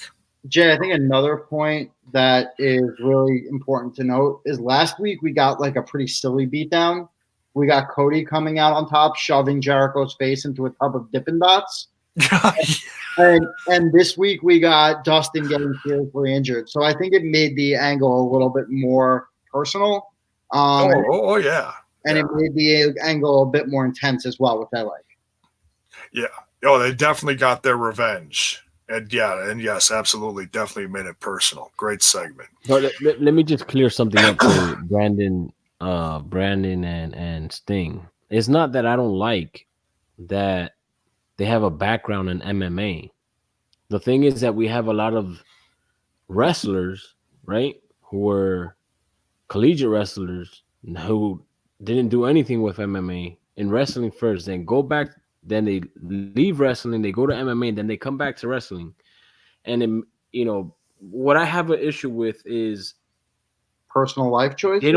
They don't necessarily need the MMA look to be, this big bad wolf. You know what I mean? But I think that's just as big of a risk on them as it is a reward. So if they go to MMA and do what Hager does and go 2-0 or get a no decision, it makes them look great. But if CM Punk wasn't CM Punk, if CM Punk was, let's say, I don't know, let me think of a random wrestler, Jinder Mahal, and Jinder Mahal goes in MMA and goes 0-2, Jinder Mahal will never be invited to wrestle in any big promotion ever again, right? So I think someone like Jake Hager, who was a mid-carder, had everything to lose and everything to gain by going to Bellator. Because if he wins, he does what he does now, becomes a bigger name, becomes a monster in AEW that's 2-0 in Bellator. But if not, he's an 0-2 Bellator fighter that no one wants to sign. So I think there's a fair trade-off back and forth that come with there's definitely a fair trade-off. I'm just saying that, Jake Hager's there's no denying that he could have been in WWE just with his collegiate wrestling alone, a fucking great big man, or coming to AEW. Like I don't think it's necessary. You know what I mean? Like you're a big motherfucker. You look fucking buff as shit, and you know how to fucking wrestle collegiately. Come on. So what you're saying is you're seeing more and more of it, and you don't get it. Is that what you're saying? Yeah. So it does seem like a trend that's been growing. It's a trend that's growing. Like Well, it's smart. It's Bellator turning around and saying, if I take an old WWE guy and put him on a card, it's going to sell. It's business. Yeah. It's all business. It's literally the same reason why WWE's entire upper card for Crown Jewel is boxers and MMA fighters. It's crazy. So what's up next, J-Bone? What happens after that magnificent segment? We have what some might call the match of the evening that wasn't a singles match. We've got, that's right, the Elite. We got Kenny Omega and the Young Bucks coming out in costume, which was a little funny leading into this crazy-ass match versus the Hybrid 2, Jack Evans and Angelico, two of my favorites, along with Kip Sabian, who started out in this company as a babyface and has now all of a sudden, I like it though, gone heel. Well, he's showing what he used to do in the UK, and that's where I started to see him, was when he was the super bad guy, Kip Sabian, super bad. And now he's starting to let that shine through promos you see on social media, and also now being featured with the Hybrid too.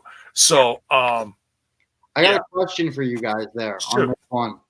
the intro video. Now, I've seen a lot of crazy Kenny Omega videos that start off as introduction.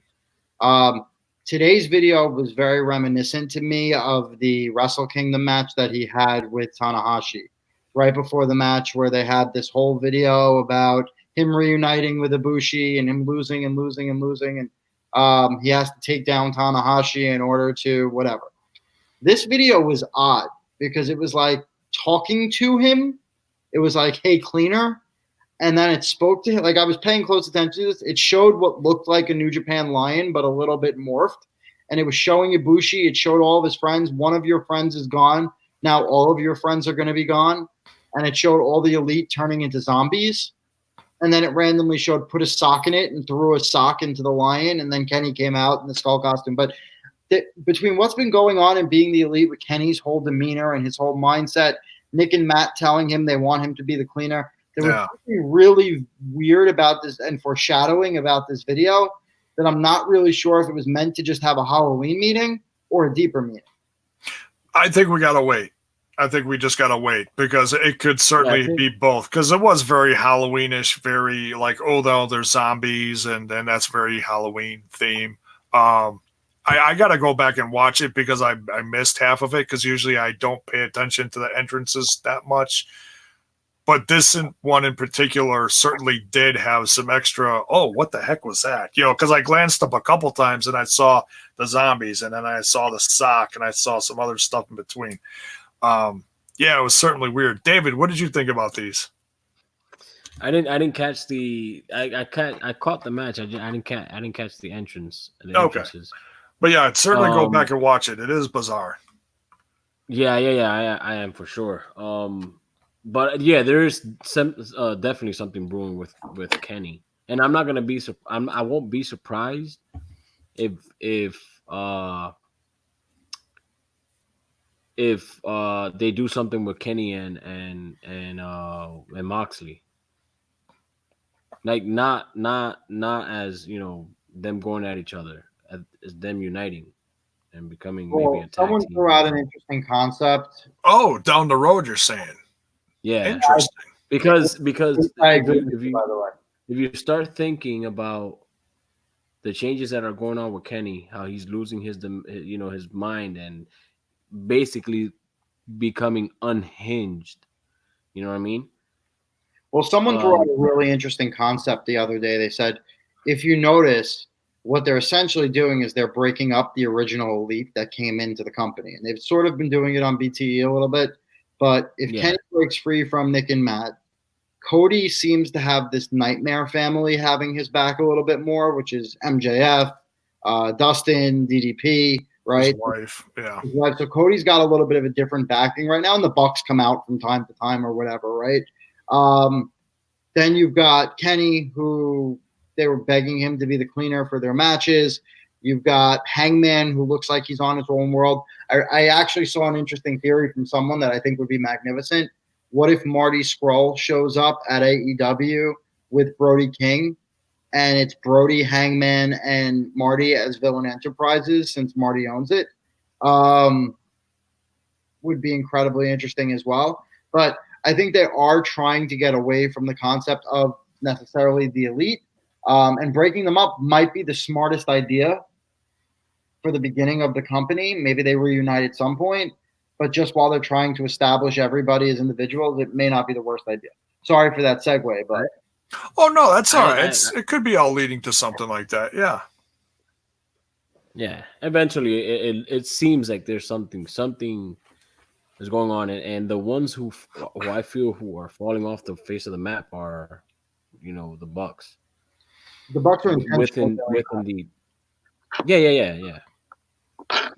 But I mean, getting into the match, it was a fucking great match. Yeah. I mean, Jack Evans, can't sleep on Jack Evans and then this was the point that I was going to bring up earlier that I was saving till now.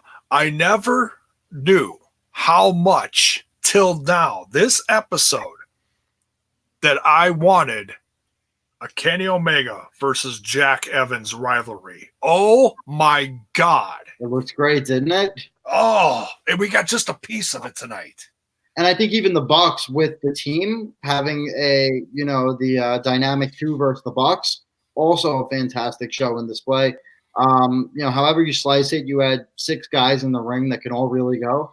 Kip Sabian really impressed me as well. He looked like a star in this match because we know how good the Bucks are. We've known that for years. If you are familiar with BTE and their past, we know how good Kenny Omega is. This was a chance to really let Jack Evans, Angelico, and Kip Sabian shine. Yep. I mean, they had lost, but still. And but you don't need to win to win. I think they look magnificent. Yeah.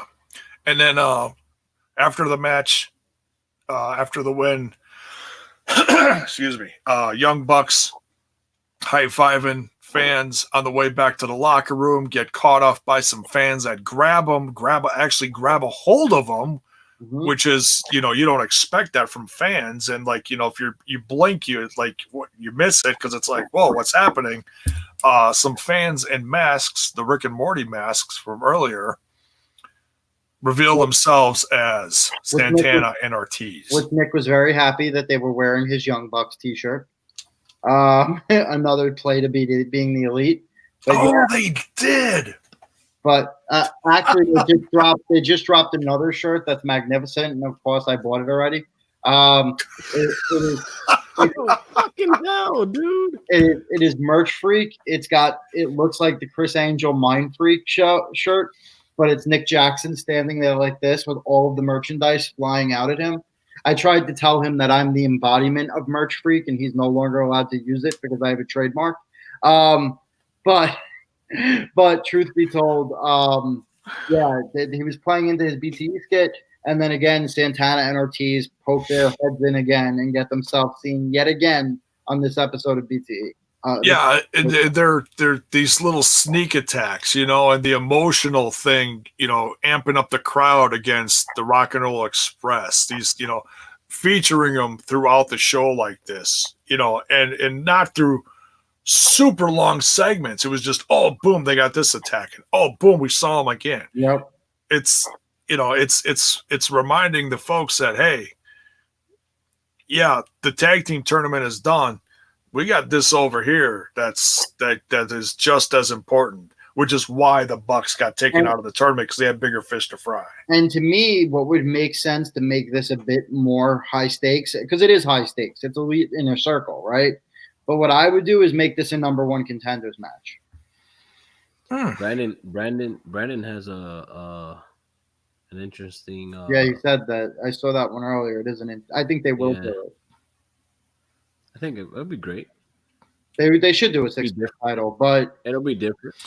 Oh, with the trios here. We need time to establish each of the individual tag teams, and then maybe they could build the 6-mans. I think they will have it. Remember, they came from ROH. They came from New Japan. Both have 6-man. I think they'll have a 6-man eventually. I think they just need to build their roster out a little bit. And I think what is interesting is they're keeping track of the wins and losses, but they're also individually keeping track of their singles wins and losses, the tag team wins and losses, and the trios wins and losses. Yep.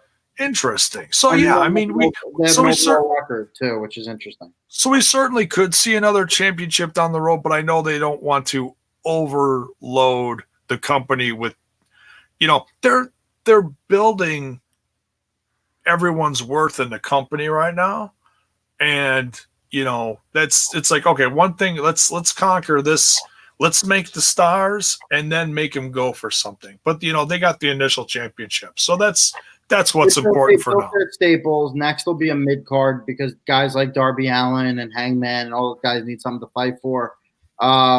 And then next after they need like an open weight title or a TV title. Yeah, I think TV title is probably their best bet. I think open weight kind of they really have guys that are like 170 all the way up to 250, so it doesn't make sense for them to do a weight thing.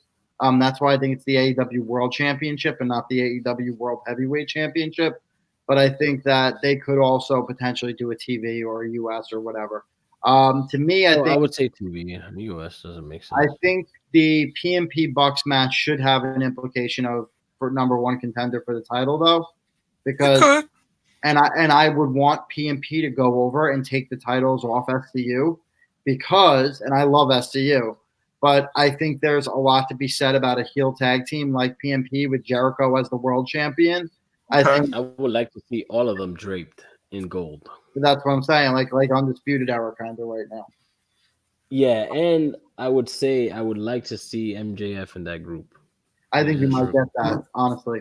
I think the turn will come at Full Gear. Yeah. Maybe. Yeah, I think so too.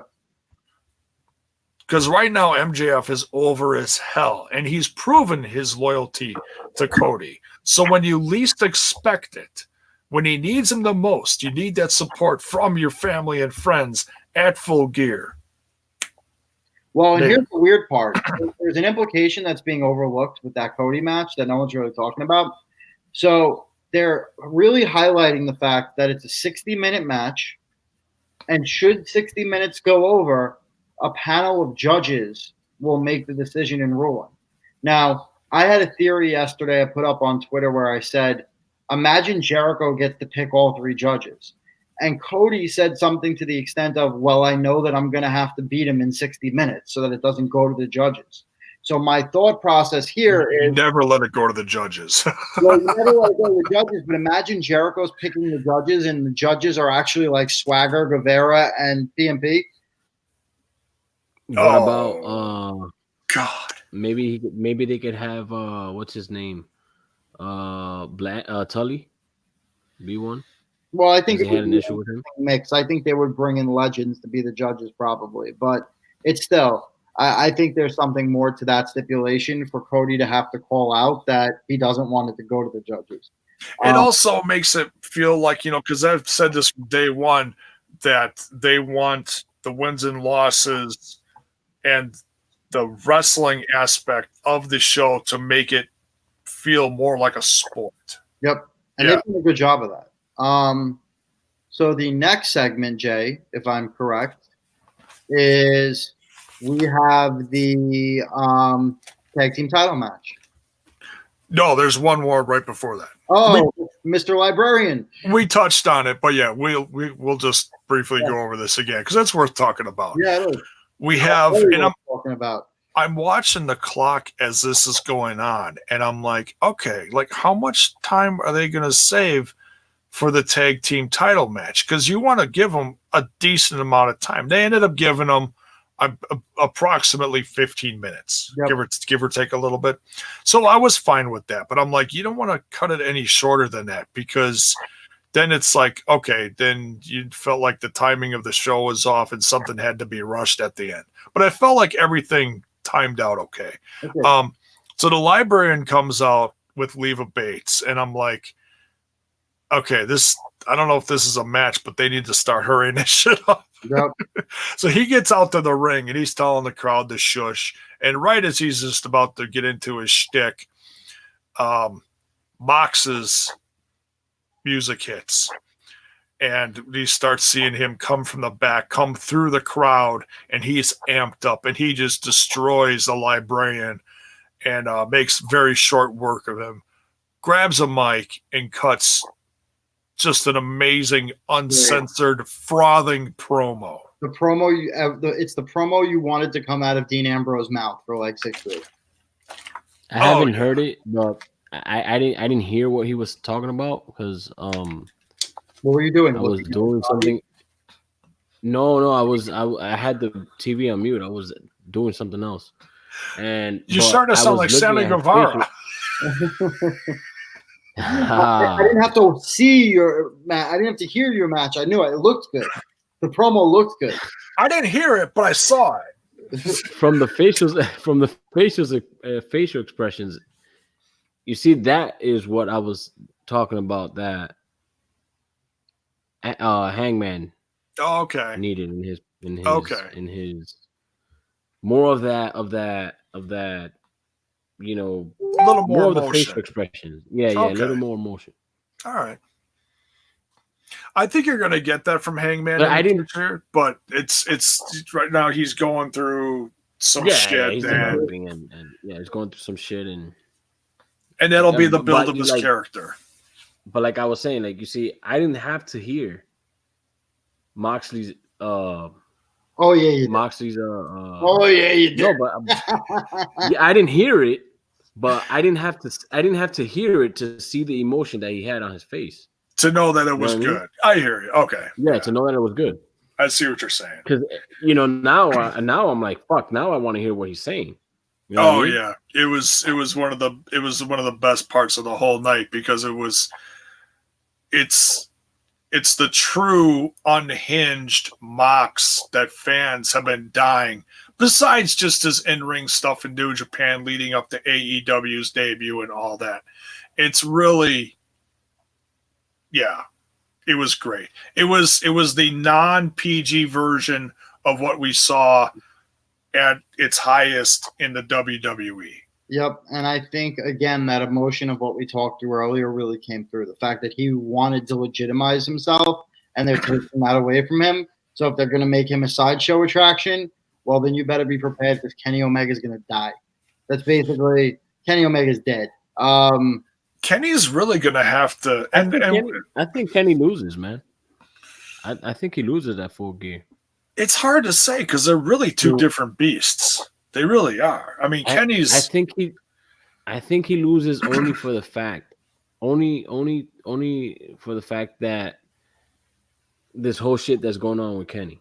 So should Kenny lose? Probably. I think one of the only things that bothers me about a potential Kenny loss, and you know what, removing the wins and losses actually helps because if Kenny loses, it doesn't take away any momentum from him. But I think one of the big issues that I'm having with Kenny is the star of the company, right? Right now, Cody's the face of the company. But if you're looking at it as like WWE, it's like Roman Reigns and Seth Rollins, right? So Cody's your Roman Reigns, and Kenny's your Seth Rollins, your worker, your better wrestler, blah, blah, blah, blah, blah. And I think one of the issues that I have is that the mainstream audience does not know who Kenny Omega is yet. Now, the fans do. The like really loyal AEW fans love Kenny Omega. He could lose 1,000,000 times. It won't matter to them. But to the people that are just tuning in on TNT, they're never going to know how good Kenny Omega is.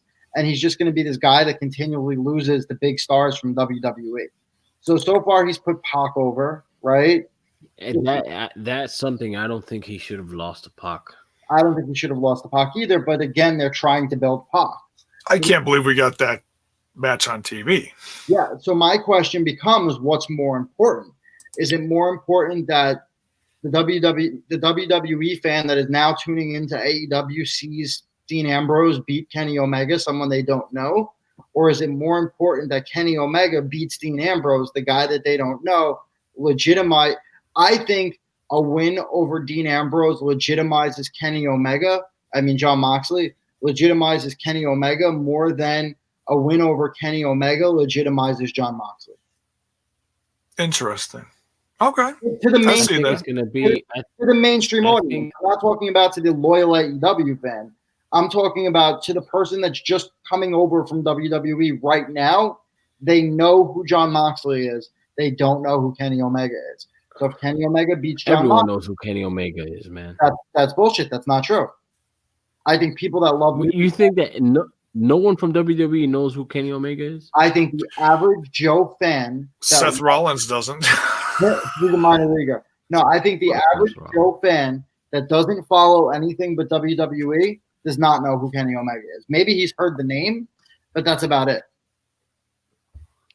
I say that match ends like Austin versus Brett, WrestleMania 13. And it's not an I Quit match. No, not obviously. But I'm saying it ends with that. Put Moxley in Brett's shoes, right? He takes the win, but he makes Kenny Austin in this scenario look so great that it'll elevate him to the I think to what you're saying. It'll get him across to that. And I think average the way you do Joe. that is you have Moxley beat him to within an inch of his life. Bloodied. That's a good place to use a blade. That'll probably be the blood match on the card. And I think you have him beat him to an inch of his life, and then one winged angel for the win. Like something that Kenny just escapes with, but he gets the win. Could be. I mean, Brandon, that's a valid opinion, but it's also you've got a lot of 12-year-olds and 10-year-olds in this world that are just exposed to Raw and SmackDown and don't know to go anywhere else. Those kids don't count, man. It's to watch WWE to any wrestling fan, WWE is like a gateway drug, right? It's like pot. You smoke it a little bit, you're like, yeah, this stuff's kind of good, right? And then they start moving on to more serious and more hardcore wrestling things. Like, what else you got? Right?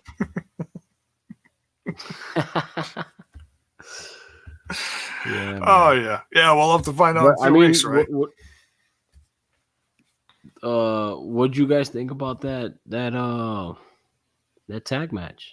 J-Bone, what'd you think about jumping tags? AEW tag team titles? Oh, it was tremendous, and this was one of the things right off the bat when Charlie jumped in the conversation. He's like, who did you want to win? And honestly, I'll repeat it for the sake of repeating it.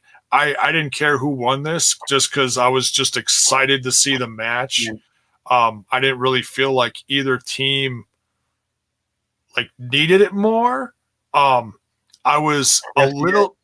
Just the way that the match went, I was a little surprised that the SCU did win, but I had a feeling like they should have.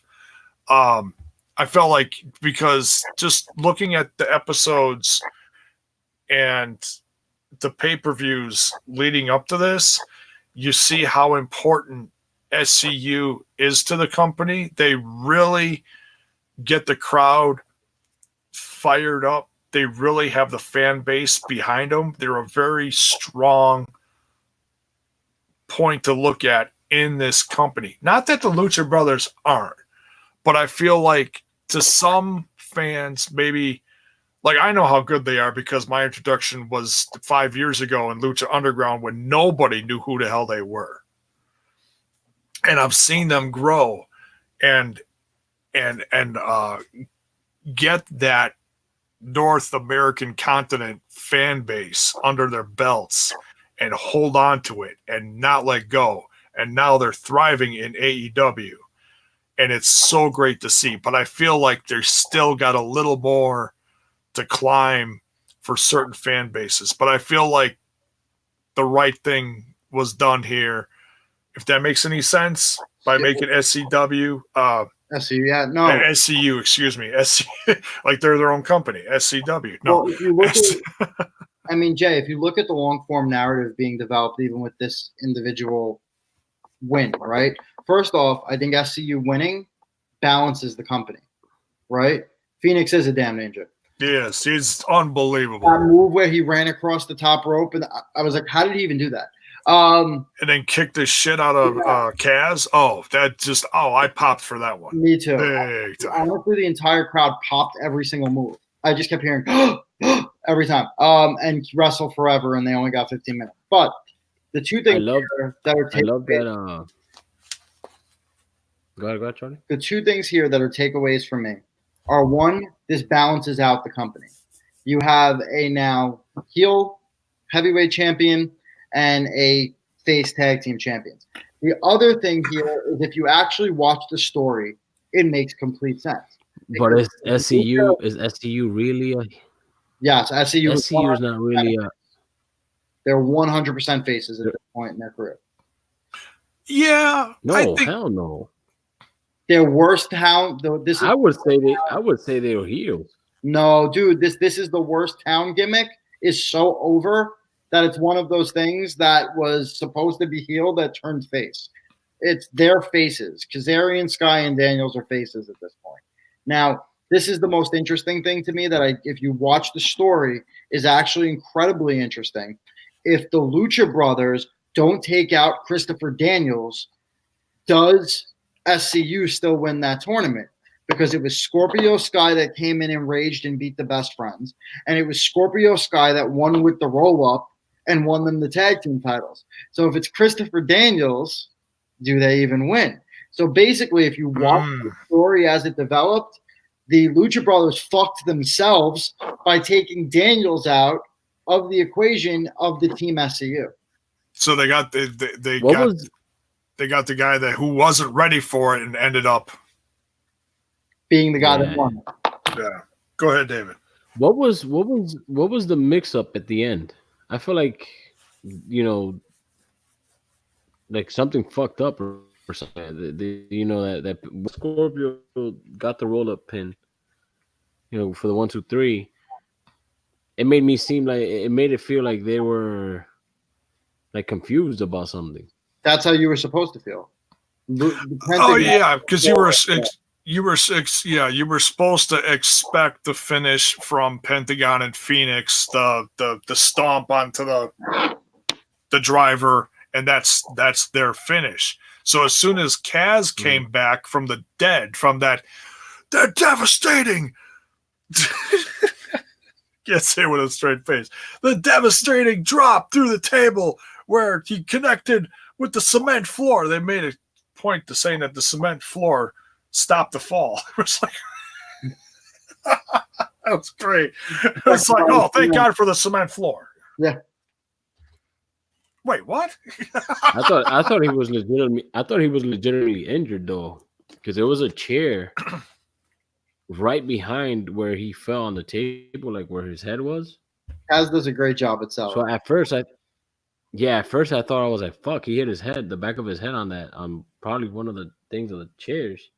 Nah, and then once they panned into him, I was like, never mind. And then he was trying to come up, and then part of the table was like strapped in his mouth, so he was like, arr. It's like, yeah, it looked great. It really did. It looked like he was just that was it. He's done. It's Scorpio. It's 1-on-2. There's no way SCU is coming out with it, and that's exactly what I felt like. And I'm guessing, a majority of the fans. What was a lot of botches in this match. A lot of watches? You know, there was a lot of botches a lot of botches. I can only recall one. There was like 4 botches in the match. I only saw one. First off, it was a very high-speed, fast-paced match.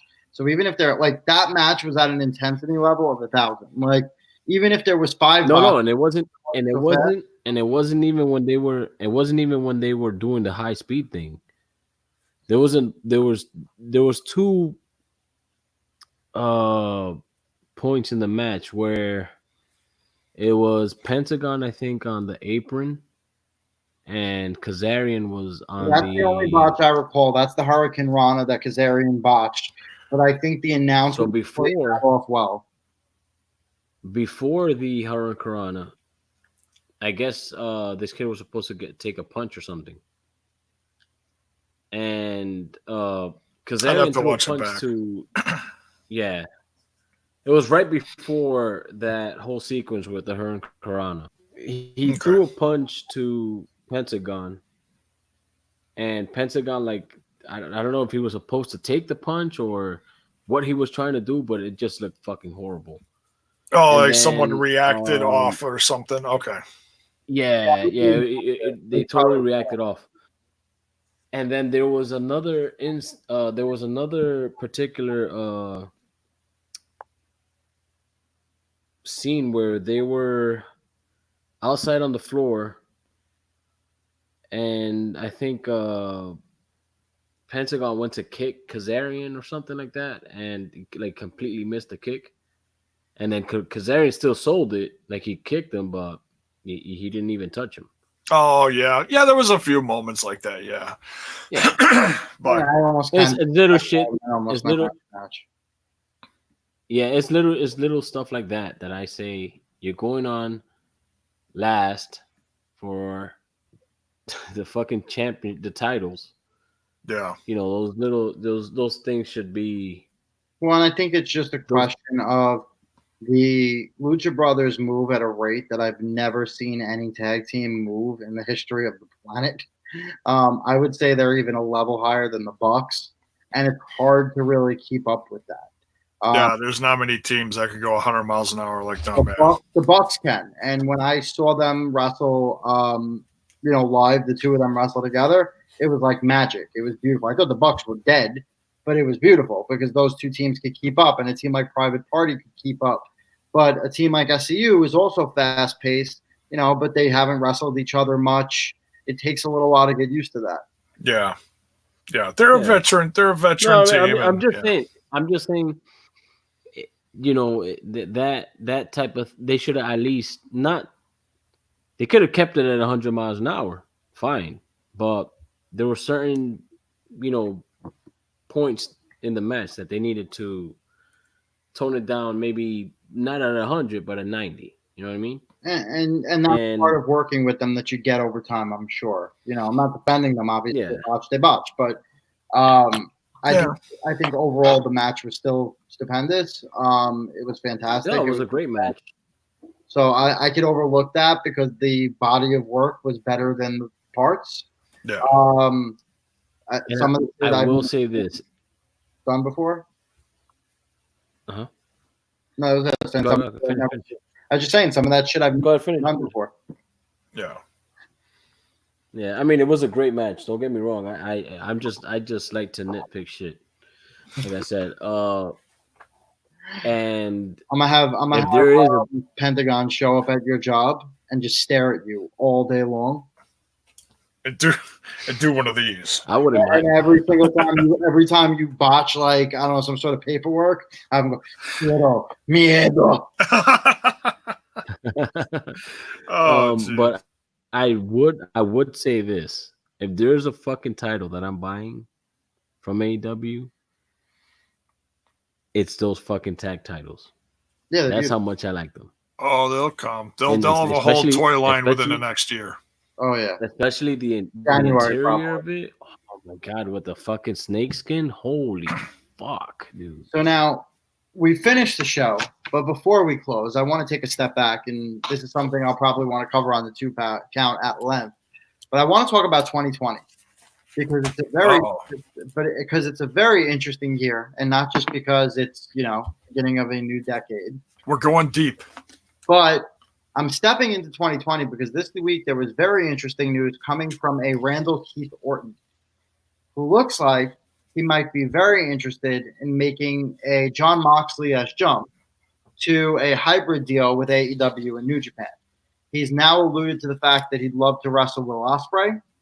He's also put out, which the Oz Cutter versus the RKO would be glorious. But he's also alluded to the fact and done certain hints on social media, including standing in front of Elite Lounge and a lounge called the Elite Lounge and tagging himself, Dash Wilder, Scott Dawson, Luke Harper, and Cody Rhodes. Now, yeah, I've been hearing the rumblings. It could be a contract negotiation ploy to get more money from WWE, but honestly, I don't think it's that. And I think Randy is a fan of a lighter schedule. I know WWE affords him one, but this will give him 6 days a week at home with his family, plus the opportunity to wrestle from time to time in Japan. And in addition to that, they'll give him cheddar. And in addition to the cheddar, one of the things that Randy's character has been sorely missing over the past, 6 years is its edge. The fucking cursing.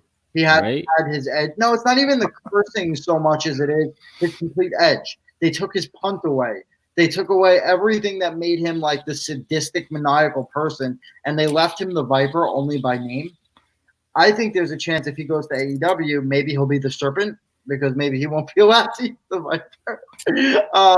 But they castrate everyone. I do think in 2020 you will see an exodus of certain WWE stars, and I think it's going to be the Revival, RKO, Randy Orton, Luke Harper, and I really think that they all will be headed to AEW. Just wanted to bring it up. I heard something about I forgot where I read it, but I heard that the Revival is heading to AEW. The Revival's 100% they're going to AEW. They have not re-signed yet. They're not going. And Mike Kanellis is going too. No, Mike Kanellis is not getting released from his contract because, like an idiot, he signed a 5-year contract with WWE, even though he was. So what happened is there's a group of talent right now that is very upset because WWE promised them that they would make changes to highlight their characters should they resign. They put the straps on them in hopes that they'd resign. Then the second that they resigned, they took the straps off them and stopped featuring them again. Mainly, this is in the case of Mike Kanellis. It's also in the case of Luke Gallows and Carl Anderson, who also both resigned under pretenses of being featured more and being paired with AJ, and then they totally took the wind out of it. So they've done nothing with that team. So the Revival keeps getting tag team straps, and they're like, sure, we'll take the tag team titles. That's WWE trying to be like, hey, we'll use you. And then they're like, nope, the second we sign, you're not going to use us. So they're literally just taking their ball and going to AEW. They want a match versus the Bucks.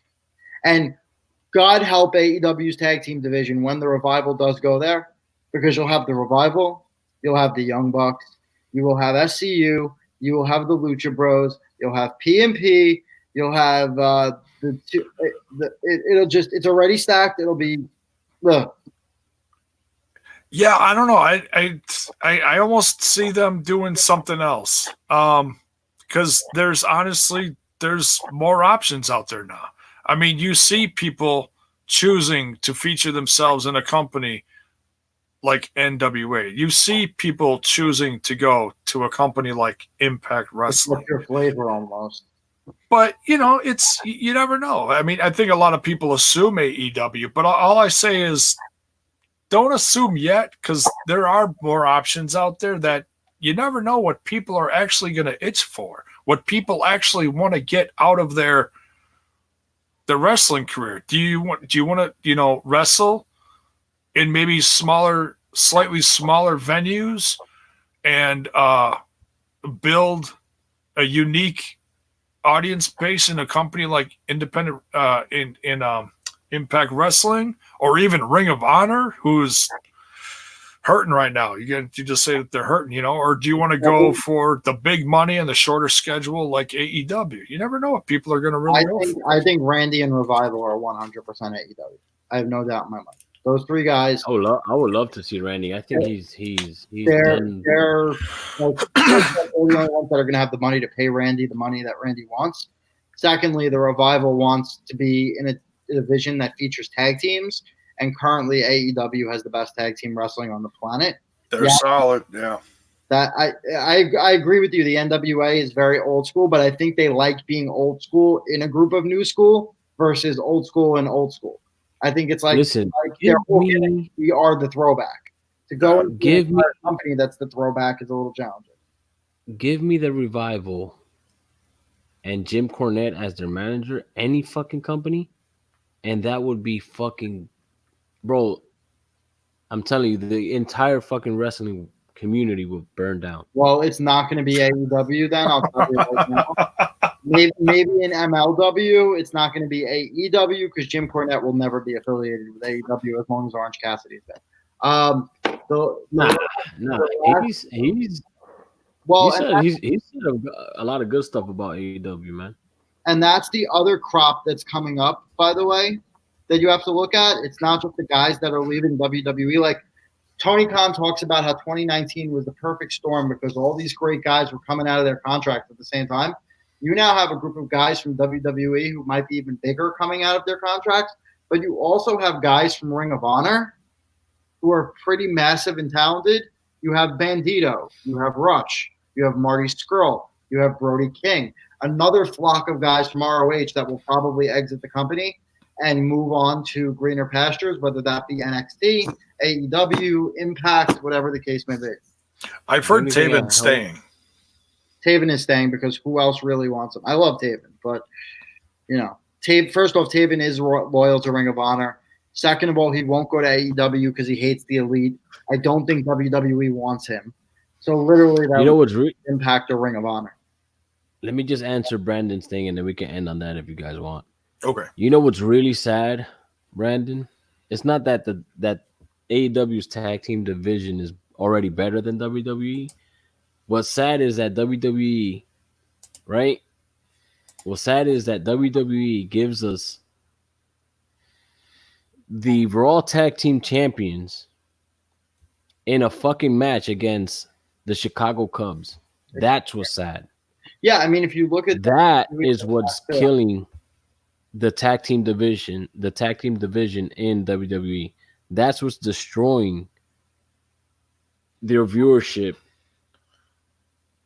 And I don't see how they come back from any of this shit. Well, did you see the Cubs rebuttal on Twitter after what they did to that was them? fantastic. We're AEW fans. Yeah, I was like, oh, that was hilarious. It's great. What was it? What did they say? To add a layer to that, yes, you're right. Going to Impact. I'd love Bandito. Oh, that would be magnificent. No. So what I was going to say about WWE's tag team division, if you look at their tag team division, you could literally do what I just did with AEW and list out the teams that are stacked. You have the Good Brothers. You have the Viking Experience or the War Raiders or War Machine, whatever you want to call them. They have plenty of great tag teams too. They just don't have really the ability to book them correctly, and they've spread them thin across 2 shows. I'm just pissed off that they bought back Matt and Jeff Hardy. They haven't done shit with them. They haven't done shit with Jeff Matt, who has this fucking brilliant idea with the Broken Universe. Who has if they invest time into that shit, would be fucking magnificent. But it's not gonna happen. Here's another little thing I like about this. I want to just throw this up here. This is the tweet that we're talking about, so everyone can see this. That's the tweet. Amazing. NBC Cubs. We like AEW better anyways, because that's what the Vikings did to the Chicago team. So you're trying to tell me that the White Sox got owned again in Chicago? Wouldn't be the first time. And then the reply to that, which is even more interesting, is this one. Cody Rhodes going, okay. I hear you, Chris. I hear you. So there you go. Just a little funny banter. You never actually know what Cody Rhodes is going to respond to on Twitter. He's kind of a little sporadic. This is true. Yeah, he's paying attention though. He kind of has to as part of his job. But yeah. Well, guys, I think that was a good episode. I think that was a good wrap. That is, yeah, we covered everything in length, and we also went almost 2.5 hours. Probably the longest AEW review I have on here, but that's okay. I was very happy that both you gentlemen could join me. And why don't you guys plug your show, plug your social medias if you like, whatever you want. Go ahead. You have the floor. Yeah, so we will be coming back soon. Join us at the 2 Count, where I can constantly yell and argue with things about Dave. With Dave about things on a regular and frequent basis. You're gonna argue about me? What the fuck? Argue with you. With argue with you. Yeah. Yeah. So come on over, check us out on the 2 Count on YouTube. It is at the 2 Count. We will be posting episodes again regularly, most likely starting either this weekend or next week. In addition to that, you could follow me and check out my fun T-shirt of the day entry on Instagram daily, and that is at _2_count. And then on Twitter, you can catch us at Elite in NYC1, where we promote the show. I'll promote picks, put out different things, comment on random stuff. Dave has his own personal accounts that he quotes from, so that would be at Tingo. Dave, what's those numbers again? At Tingo0324. Yeah, at me. I have time for all the smoke. I don't give a shit. Just whatever you want to say to me. I have time for it. Dave spent a good 6 months trying to draw a fight out of Tama Tonga. He actually got it. It was pretty interesting. Nice. Oh yeah. Fuck that. I got time for all the smoke. I don't give a fuck. Oh man. Just like those guys from NXT that want all the smoke. Oh, they want all the smoke. That's it, man. Stir that. But thanks for having us, Jay. It was awesome, guys. Jay's awesome. So if you don't subscribe and you're watching because we sent you a link, subscribe, and I'll let him do his spiel because I don't want to step on those toes. Yes, I will be putting a link to their YouTube in the description shortly after this. Yes. So thanks again, gentlemen, for joining me. We certainly covered everything at length, and it was great seeing you guys go back and forth. And I just kind of sat back and enjoyed it. You know, I mean, I love being the host and I love doing my thing, but listening to you too is one of the reasons I had you on here. I find you both very entertaining because you both agree, and then sometimes you agree to disagree, which is one of the best parts of you guys. So please, folks, go check out the 2 Count as they make their way back to the podcasting world sooner than later on YouTube. And with that, we're going to get out of here. Folks, by all means, remember, don't forget to smash that like button, smash that sub button, and ring that bell for notifications so that you know when more of my content hits your screen. We're out of here, folks. Good night. Love you.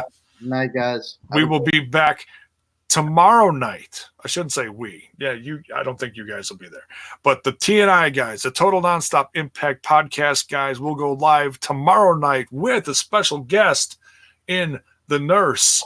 Oh, yes, the nurse is joining us. We talked at length about her last week. Well, she is joining us tomorrow night. When we're on the show, I What's want to know this. Oh, you got to tune in then.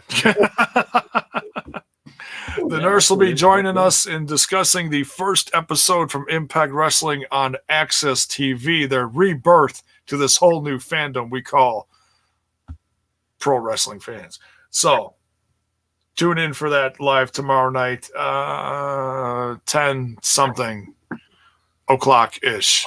It'll be a little later, but it'll be worth it. Tune in, folks. We'll see you then. Take care. Good night, guys.